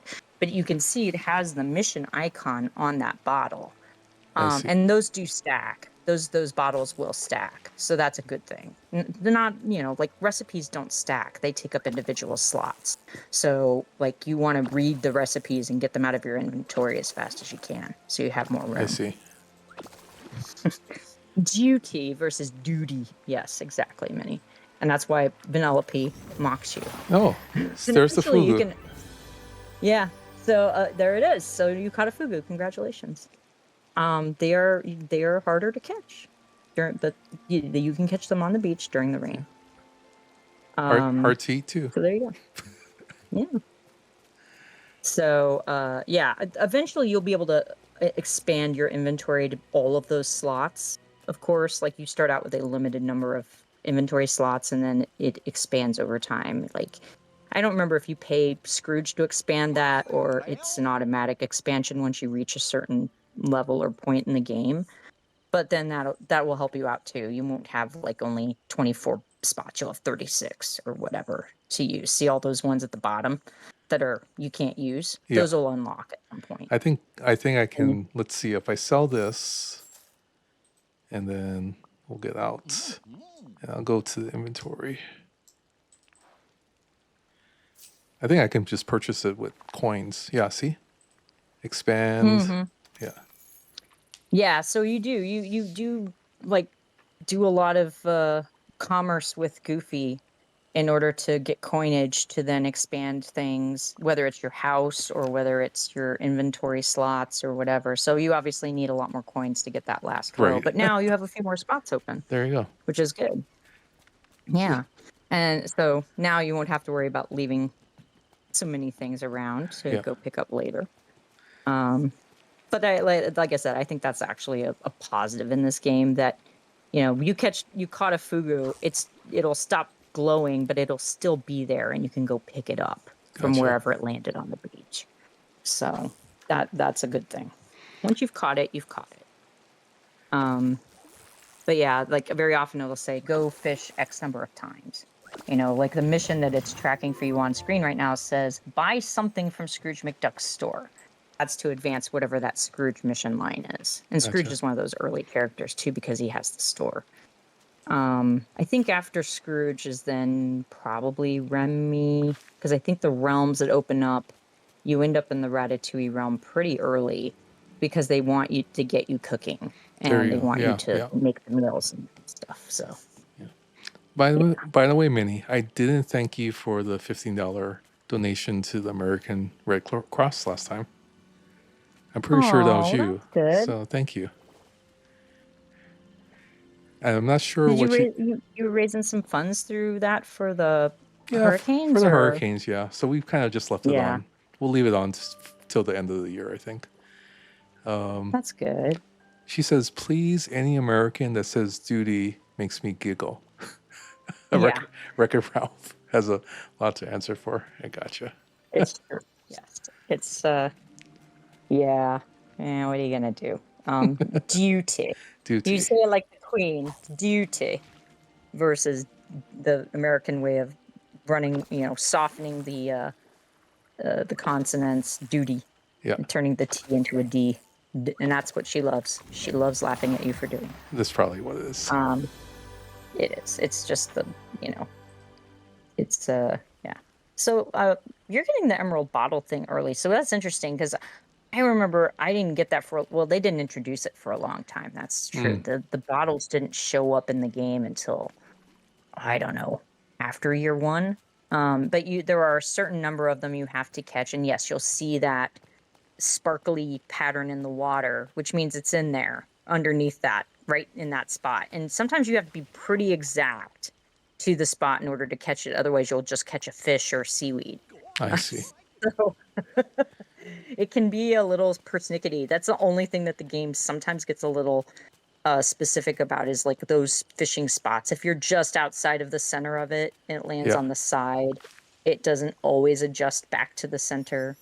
Yes, expanding Scrooge McDuck's store is something you'll want to prioritize so you can have more options for things to buy in there.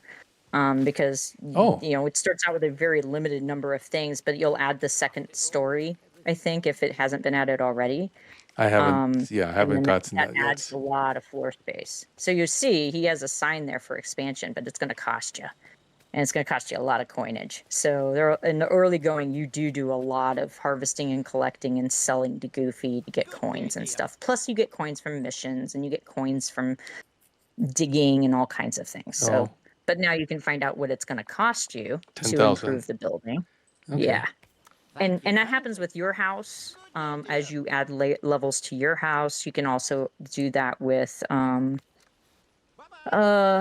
trying to think. There are a couple other places that happens with too. I think Remy's has 2 or 3 levels to it to expand it.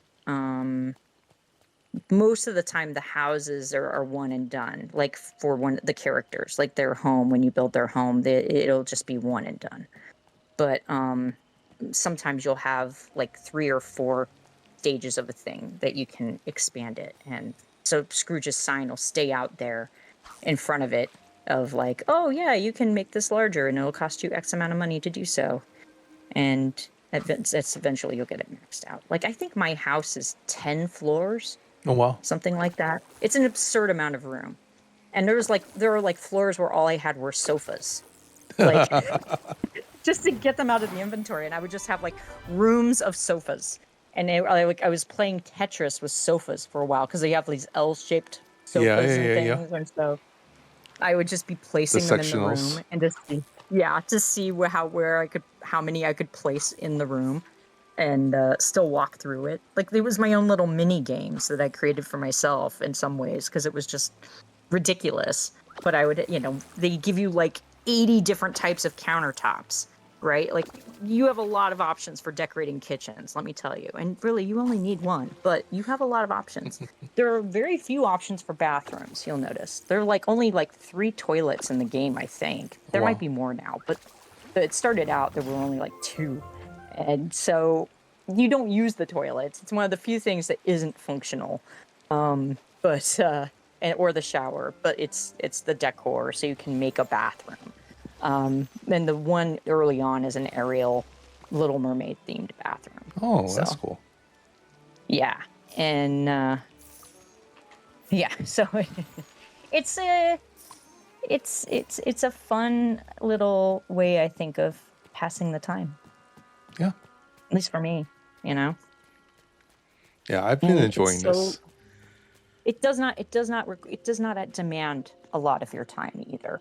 You can play for 10 or 15 minutes and then get out and not feel like you need to play for 4 hours, like another game we could talk about. Right. Where you're like, how much time has gone by? Oh, and I haven't finished my dailies yet. Like I'm looking at the Zindy event that I totally forgot about. I'm like, oh, I have to go do Zindy still Right. before reset. I also had Incursion on 2 different days. I had Incursion yesterday on my main account and Incursion today on my alt. Oh, So wow. needless to say, today I decided to sit out Incursion because I had already kind of You done already did it, Incursion yeah. yesterday. I was like Incursioned out. I was like, you know what? I'm just gonna sit this one out. It's fine. It'll be back next month, just like everything else. It'll be back. Right. Yeah. So, don't get too wound up about missing. Like I still haven't done arenas. I still haven't because they Okay, so what am I introduced supposed it to do right with this? before I left. Is this what I'm supposed to do? What are we doing? I had the gold thing. Oh my! Weirdly, my screen is frozen. Let me try reloading my Twitch screen on you because you are frozen on my screen with a herring. I don't know why.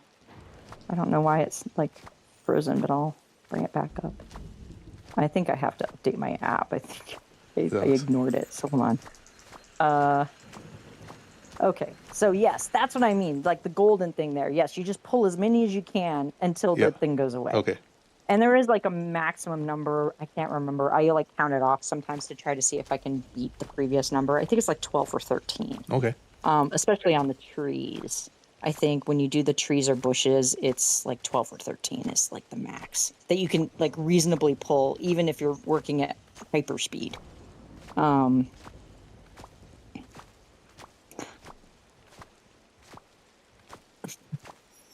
It is a very I love the idea of living in this valley. As much as I love my Star Trek game and there is a little bit of, living in that world, which is why I love the missions and stuff and other people hate them. And believe me, there are some missions I absolutely hate in Star Trek Fleet Command. Believe me, there are missions I'm like, this is not correct. The characterization is bad or these are brand new characters that I've never met before. I'm not going to rant about that again. But here, all of these characters. And all of their stories. And the fun part is if you don't know them that well, you get to learn them in a way. Right. It's a really fun way of kind of I hadn't seen Rapunzel except for one time when it first came out.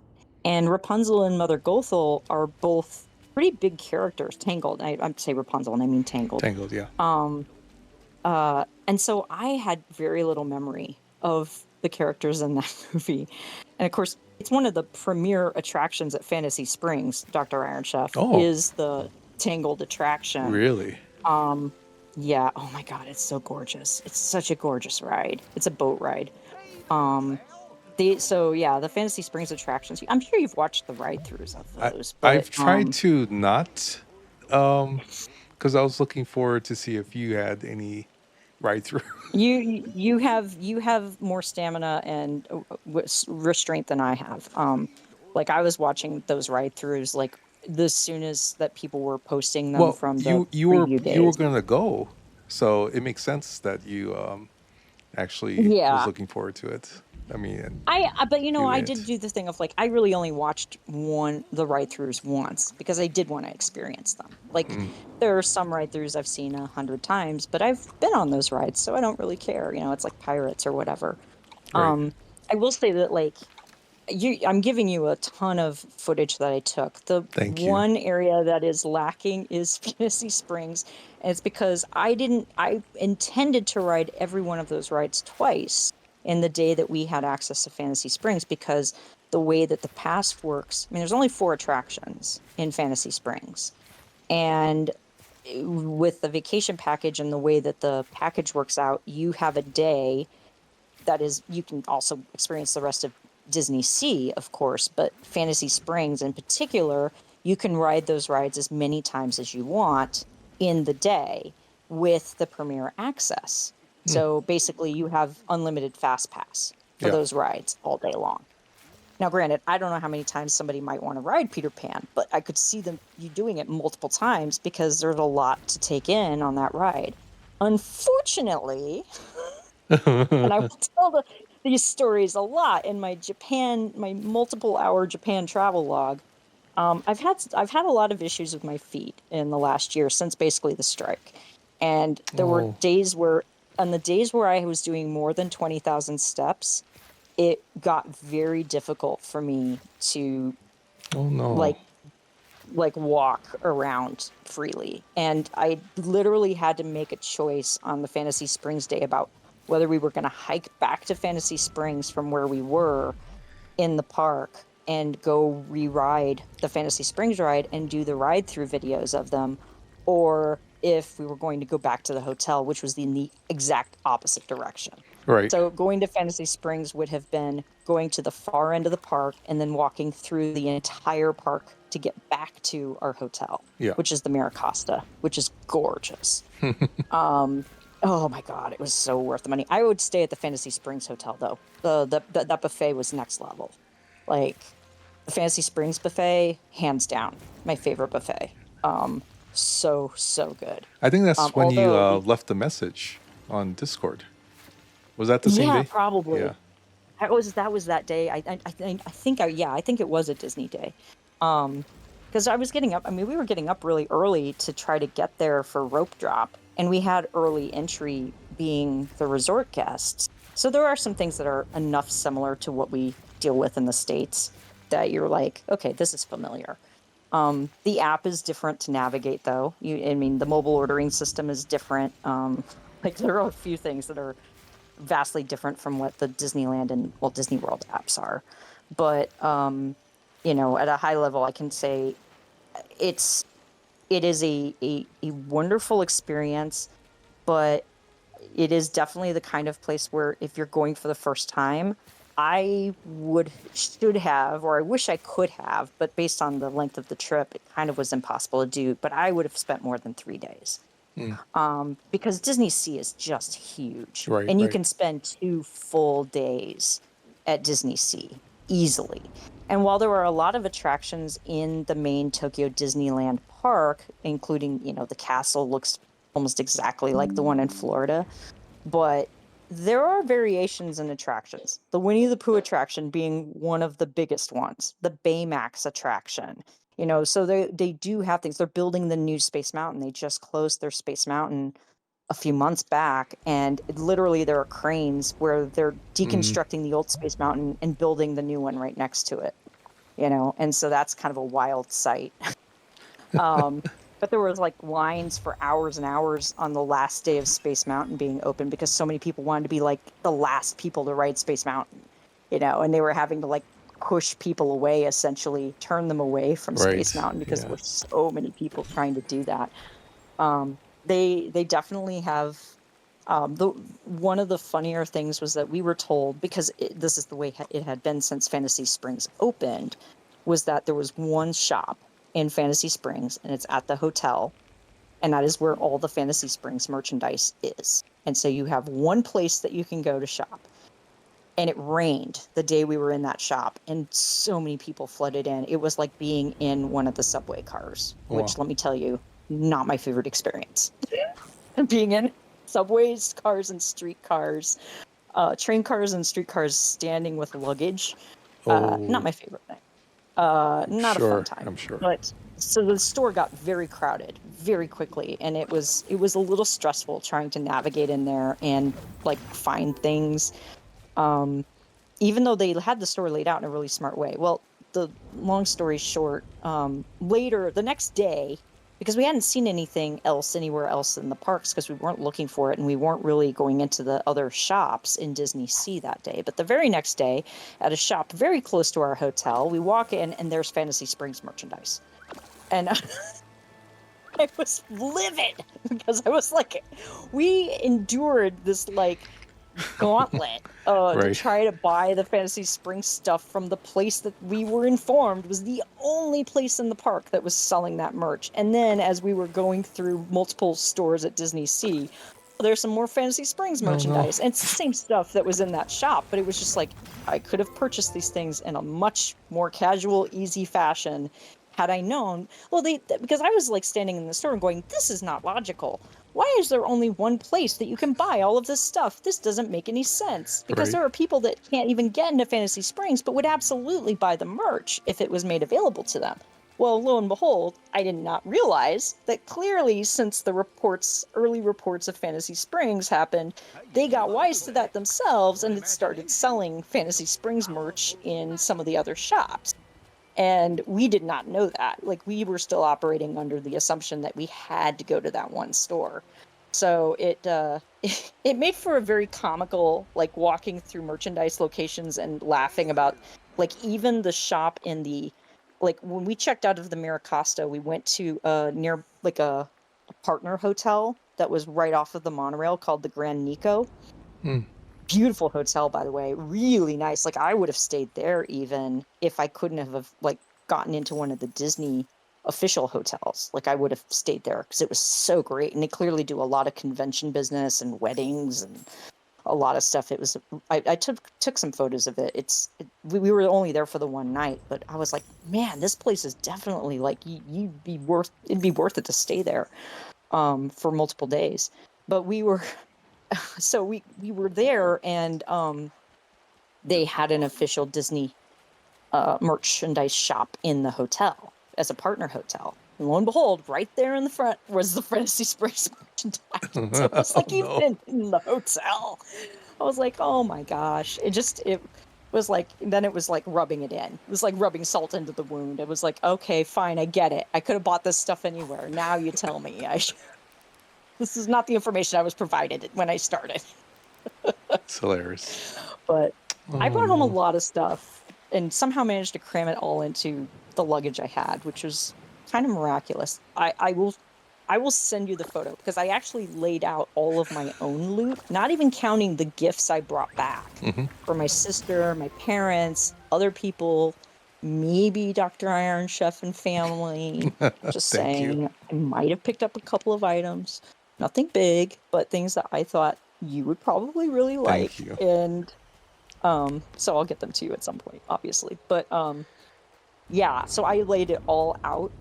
And it's a lot of merch because it's like everything I bought at Hello Kitty Land and Sanrio Land, at Tokyo Disney Sea, like even places like Hiroshima, which I heard it pronounced both ways, so I still don't know how to pronounce it properly. I think it's Hiroshima. I think it is.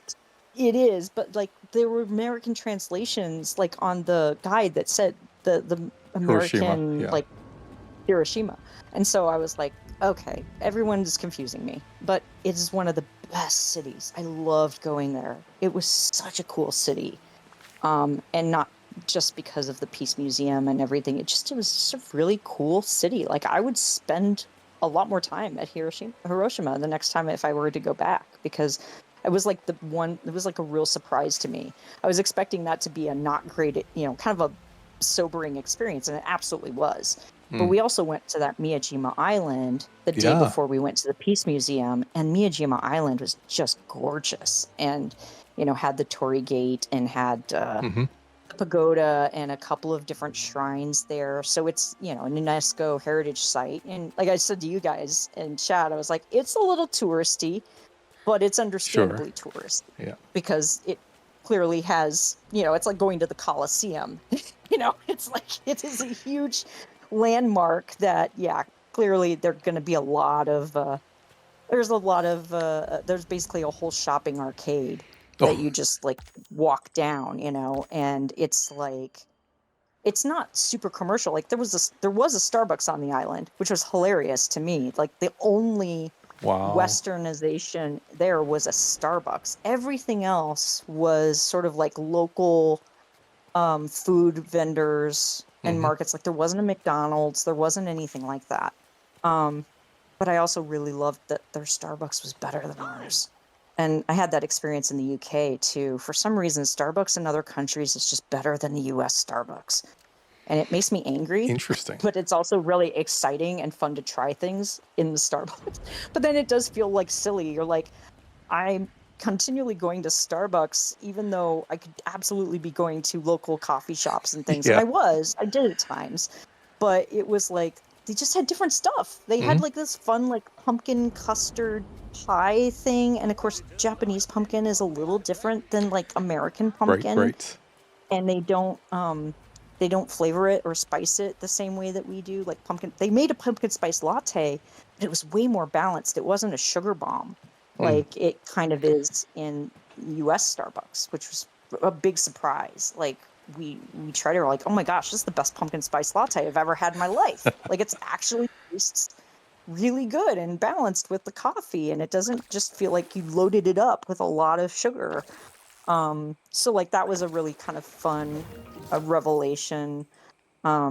Somebody asked me like what was my standout moment, and it's really hard to pick one, but I do think it was making an origami bird that we drop into the Peace Oh, Tower. yeah. Yeah. The crane. And there are over 1 million of the cranes, Yeah. the origami cranes in that tower. And it's like half full of just these little Wow. origami cranes. It's really stunning. And you walk, I don't know if you've ever been in like the Sears Tower or whatever it's called now in Chicago, or any of the, like those taller buildings where they put glass floors. Oh, yeah. Yeah. So if you're No, afraid I of have not, but heights, I've it's heard of them. not a great thing to Yeah. do if you're really afraid of heights. But if you're not, it's really fun, and you make a wish or you write a wish on the origami before you make it. I Yeah. learned I'm really bad at folding paper. Um, that my crane's beak was very bent. It was very mushed up because of how many times I had to refold things. Yeah. So it was it felt a little sad, but Yeah. Those are you the drop it then. sus, I think. That's what they're called. Or something like that. Yeah, they have a name for them, and it's like I think that's right. The cranes. Yeah. Um, yeah. So but you drop it down, but you can watch it go all the way down to the top of the pile, kind of in the tower, and so it's all glass Mm. and enclosed, so you can just look down into it, and it's 12 stories up.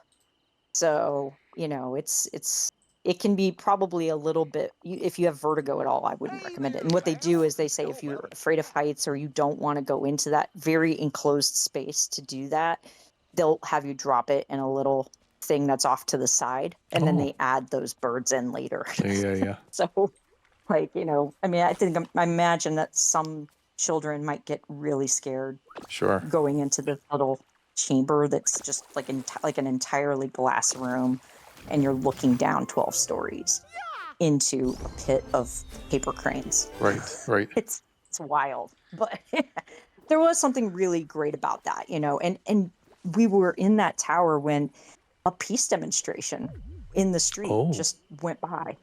Like it was, it was a no nukes Mm-hmm. kind of demonstration. Their big thing was no more Hiroshimas, Yeah. right? And I feel like there's an asterisk. I felt bad because there's definitely the asterisk of and Nagasaki, but like Yeah, yeah. when you're in Hiroshima, it's really focused on that city and what happened there.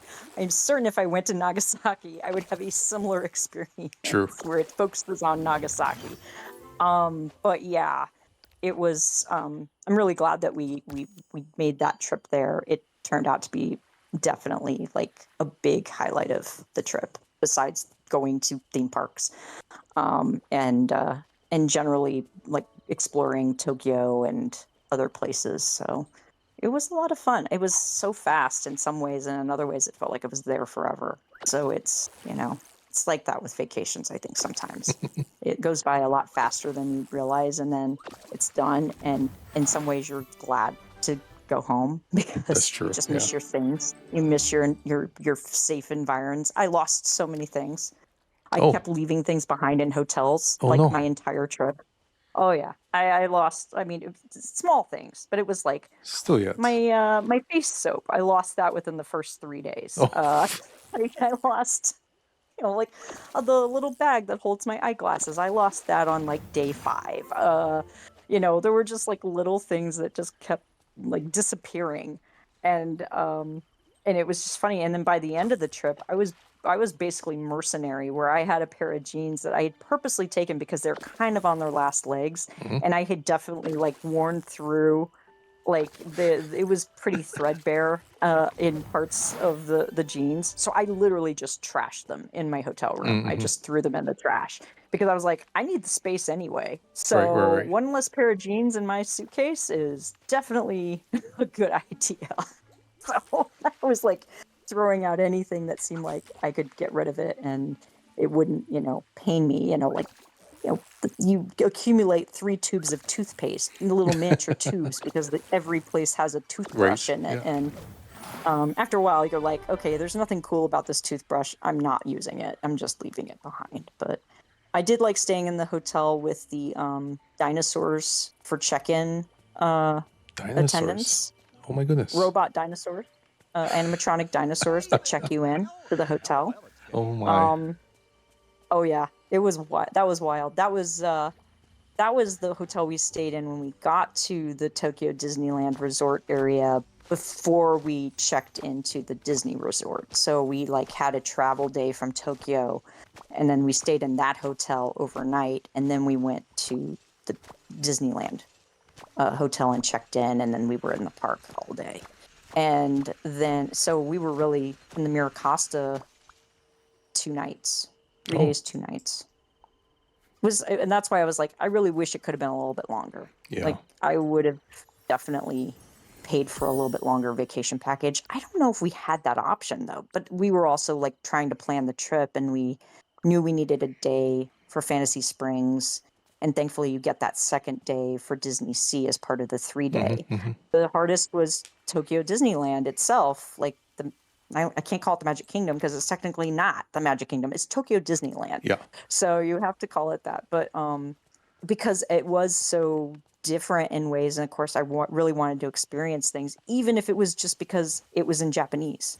Mhm. I mean, there's something really amusing about riding an attraction that you have seen 100 times, but then you get to experience it in Japanese. Like Roger Rabbit spin, when you like ride in the cartoon spin, right? Right, right. And that's all in Japanese. Oh, But that's it's cool. the exact same ride, pretty much. But it's, but there was just something amusing about that. Yeah.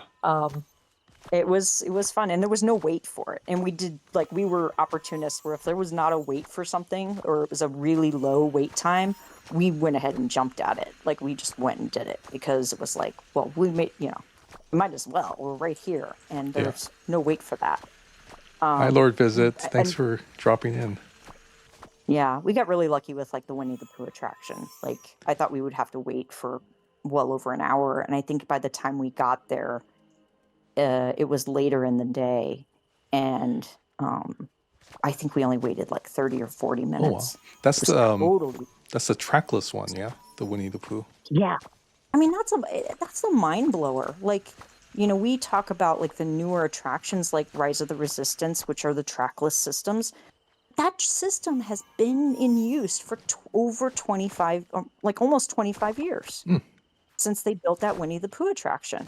And it just like it knocks me over because I'm like, this still feels new and revolutionary, but they did it 25 years ago with Pooh, and it holds up. It is such a good ride, and it made me that much angrier about the version we ended up getting in the States, Right. which is not even close to good as good. And I remember you asked me like about Winnie the Pooh. You're like, "Oh, tell me how it was," and I'm like, I don't know whether to tell you this or not because I remember when I worked in Florida at the time that they built that ride, and it was at the same time they were building Tokyo Disney Sea. So this was around 99, 2000.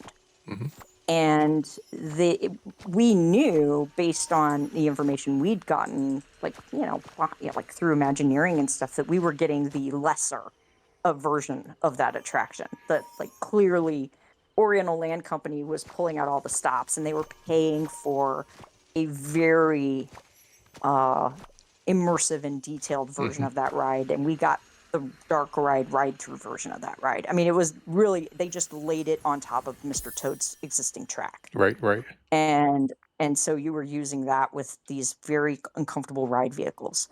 And it's amazing. Like, it's just such a good ride. And then, I got off of it and I'm like angry all over again from my 25 years ago of like, this is what we did not get. This is what we did not, they did not spend the money for. And in some cases they were restricted because Oriental Land Company definitely wanted unique attractions. They wanted a unique one. They did not. Yeah. The early ones that they got in the park were obviously ones that existed already in the Disney parks, but when they started adding attractions, they did not want those replicated elsewhere. Now, over time, they are now starting to loosen the reins on that a little bit. Like, but there and then again, like there are none of those Disney Sea attractions anywhere else in the world, like at any of the other parks. So it is truly a unique experience in that that is the only place that you can experience most of those rides is Disney Sea. Unfortunately, Journey to the Center of the Earth was not in operation. I think it was due for its annual rehab or whatever, and so it was down. So I didn't get to ride that, but I did get to ride 20K. Okay. I loved riding 20. I rode 20,000 Leagues Under the Sea twice. It was awesome. It was really cool, and I did try to do ride video of that. I don't know how well that one turned out. There's a lot of stuff I also played with settings because the Osmo, just for a little bit of nerd geek talk, like the Osmo will record 1080p, but it'll do 4K. It also does like this 2.7K or something like it's in between 1080, and I didn't even know that was a thing you could do. And then you can also set it for streaming purposes. You can set it at 30 frames per second or 60 frames per second. And unfortunately, it doesn't interface with Twitch. You can live stream from it via your phone to YouTube and a couple of other services, but it does not interface with Twitch. So had I a YouTube channel like somebody I know, I could have live streamed with the Osmo, which would have been amazing because the battery life on that thing is very, very good.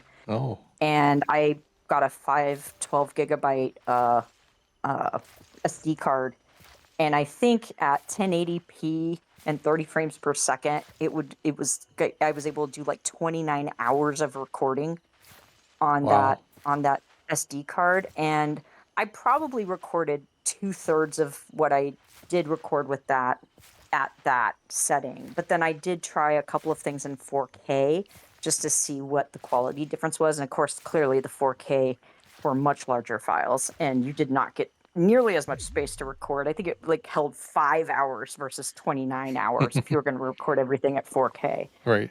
But I tried to do it with one of the nighttime shows to see if it would show up better. Because the only limitation, I think the only downside of the Osmo, I love it. I was really glad I bought it. But it only has a 4x zoom. That's a physical zoom as opposed to, the digital zoom that you very often get on regular phones or regular cameras even.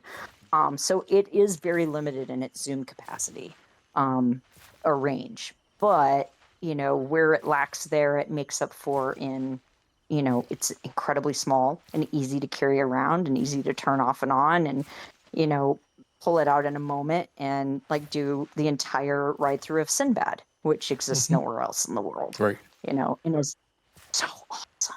I love the Sinbad ride. I'm like a convert. Like there's like a cult. Apparently, there's a cult of Sinbad fans. Oh, Um, because I did not know this, but did not know prior this. to going, but yes, there are some people who are just like hardcore fans of the Sinbad attraction, and it does feel like there should be a Disney movie for it. Like it feels like an attraction based on a movie, and there's no movie. There's no. I guess so. Yeah. It's a wholly original attraction, and then Alan Menken did the music for it. Oh, Um, wow. and it's a earworm of a song too, man. It gets in your head and it stays there for days. I swear to God. And we went on that ride twice, and the second time I went on, and thankfully, of course, I'd been on it the first time, so I kind of knew what was coming up, so I could do the ride through a little bit of the recording. So hopefully, I'll be able to edit that together. And I did take some footage with my phone, like on the Fantasy Springs attractions, and so I'm hoping that between the phone and the footage I shot on the Osmo, I can stitch some of that stuff together, Oh, okay. and have even like some different camera angles for things. We'll see. We'll see how that works. I don't know how well the quality will match up, but yeah, like so there's like this tiger character that is very popular from the attraction at Sinbad's little. It's like Oh, mini. yeah, It's yeah, almost yeah, like yeah. it's almost like Baby Raja is Yeah. what it looks like in some ways. If you equate Sinbad to like Aladdin, which in a lot of ways he is very much like Aladdin and some Hmm. version of Arabian Nights, but it's a great attraction. It's fantastic. And it's another boat ride. Like, and I love the boat rides because the thing I love about boat rides is that it is fully immersive and you can look in any direction and ride it multiple times and see different things every time you ride it. The limitation, I think, with a lot of the trackless systems and things that they do with those systems now is that they force you to look at things Oh, in yes, certain yes. direction, Yeah. right? They turn you in a Yeah. direction and you must look at it. That Beauty and the Beast is a little bit of an exception because you are in that the ride vehicle is round and you actually spin a bit and you can see things in multiple directions, but they do turn you around at times in order to pull off some of their magic tricks of changing the scene, where it feels like things just magically appear, but it happens in a way that it's like a magician's trick, literally, where they've directed your attention in one place and you can't see where the other thing is coming from, and then it just sort of appears there. Um, Right. which, if you had full view, like 360 degrees, you wouldn't be able to pull that off. The magic trick Mm. wouldn't work. Yeah, that's true. That's true. Like and without spoiling things, but there's a sequence in Beauty and the Beast when they do Be Our Guest, which is a huge set piece, and you're in the vehicle and you're going around Belle at the dining room table and the entire thing is happening, and it's like stuff is just sort of appearing like it does in the movie on this table, right? Where there was very little to begin with, and then it keeps building and building and building, and the only way they can do that without it looking kind of clunky is to turn you in opposite, different directions in the room.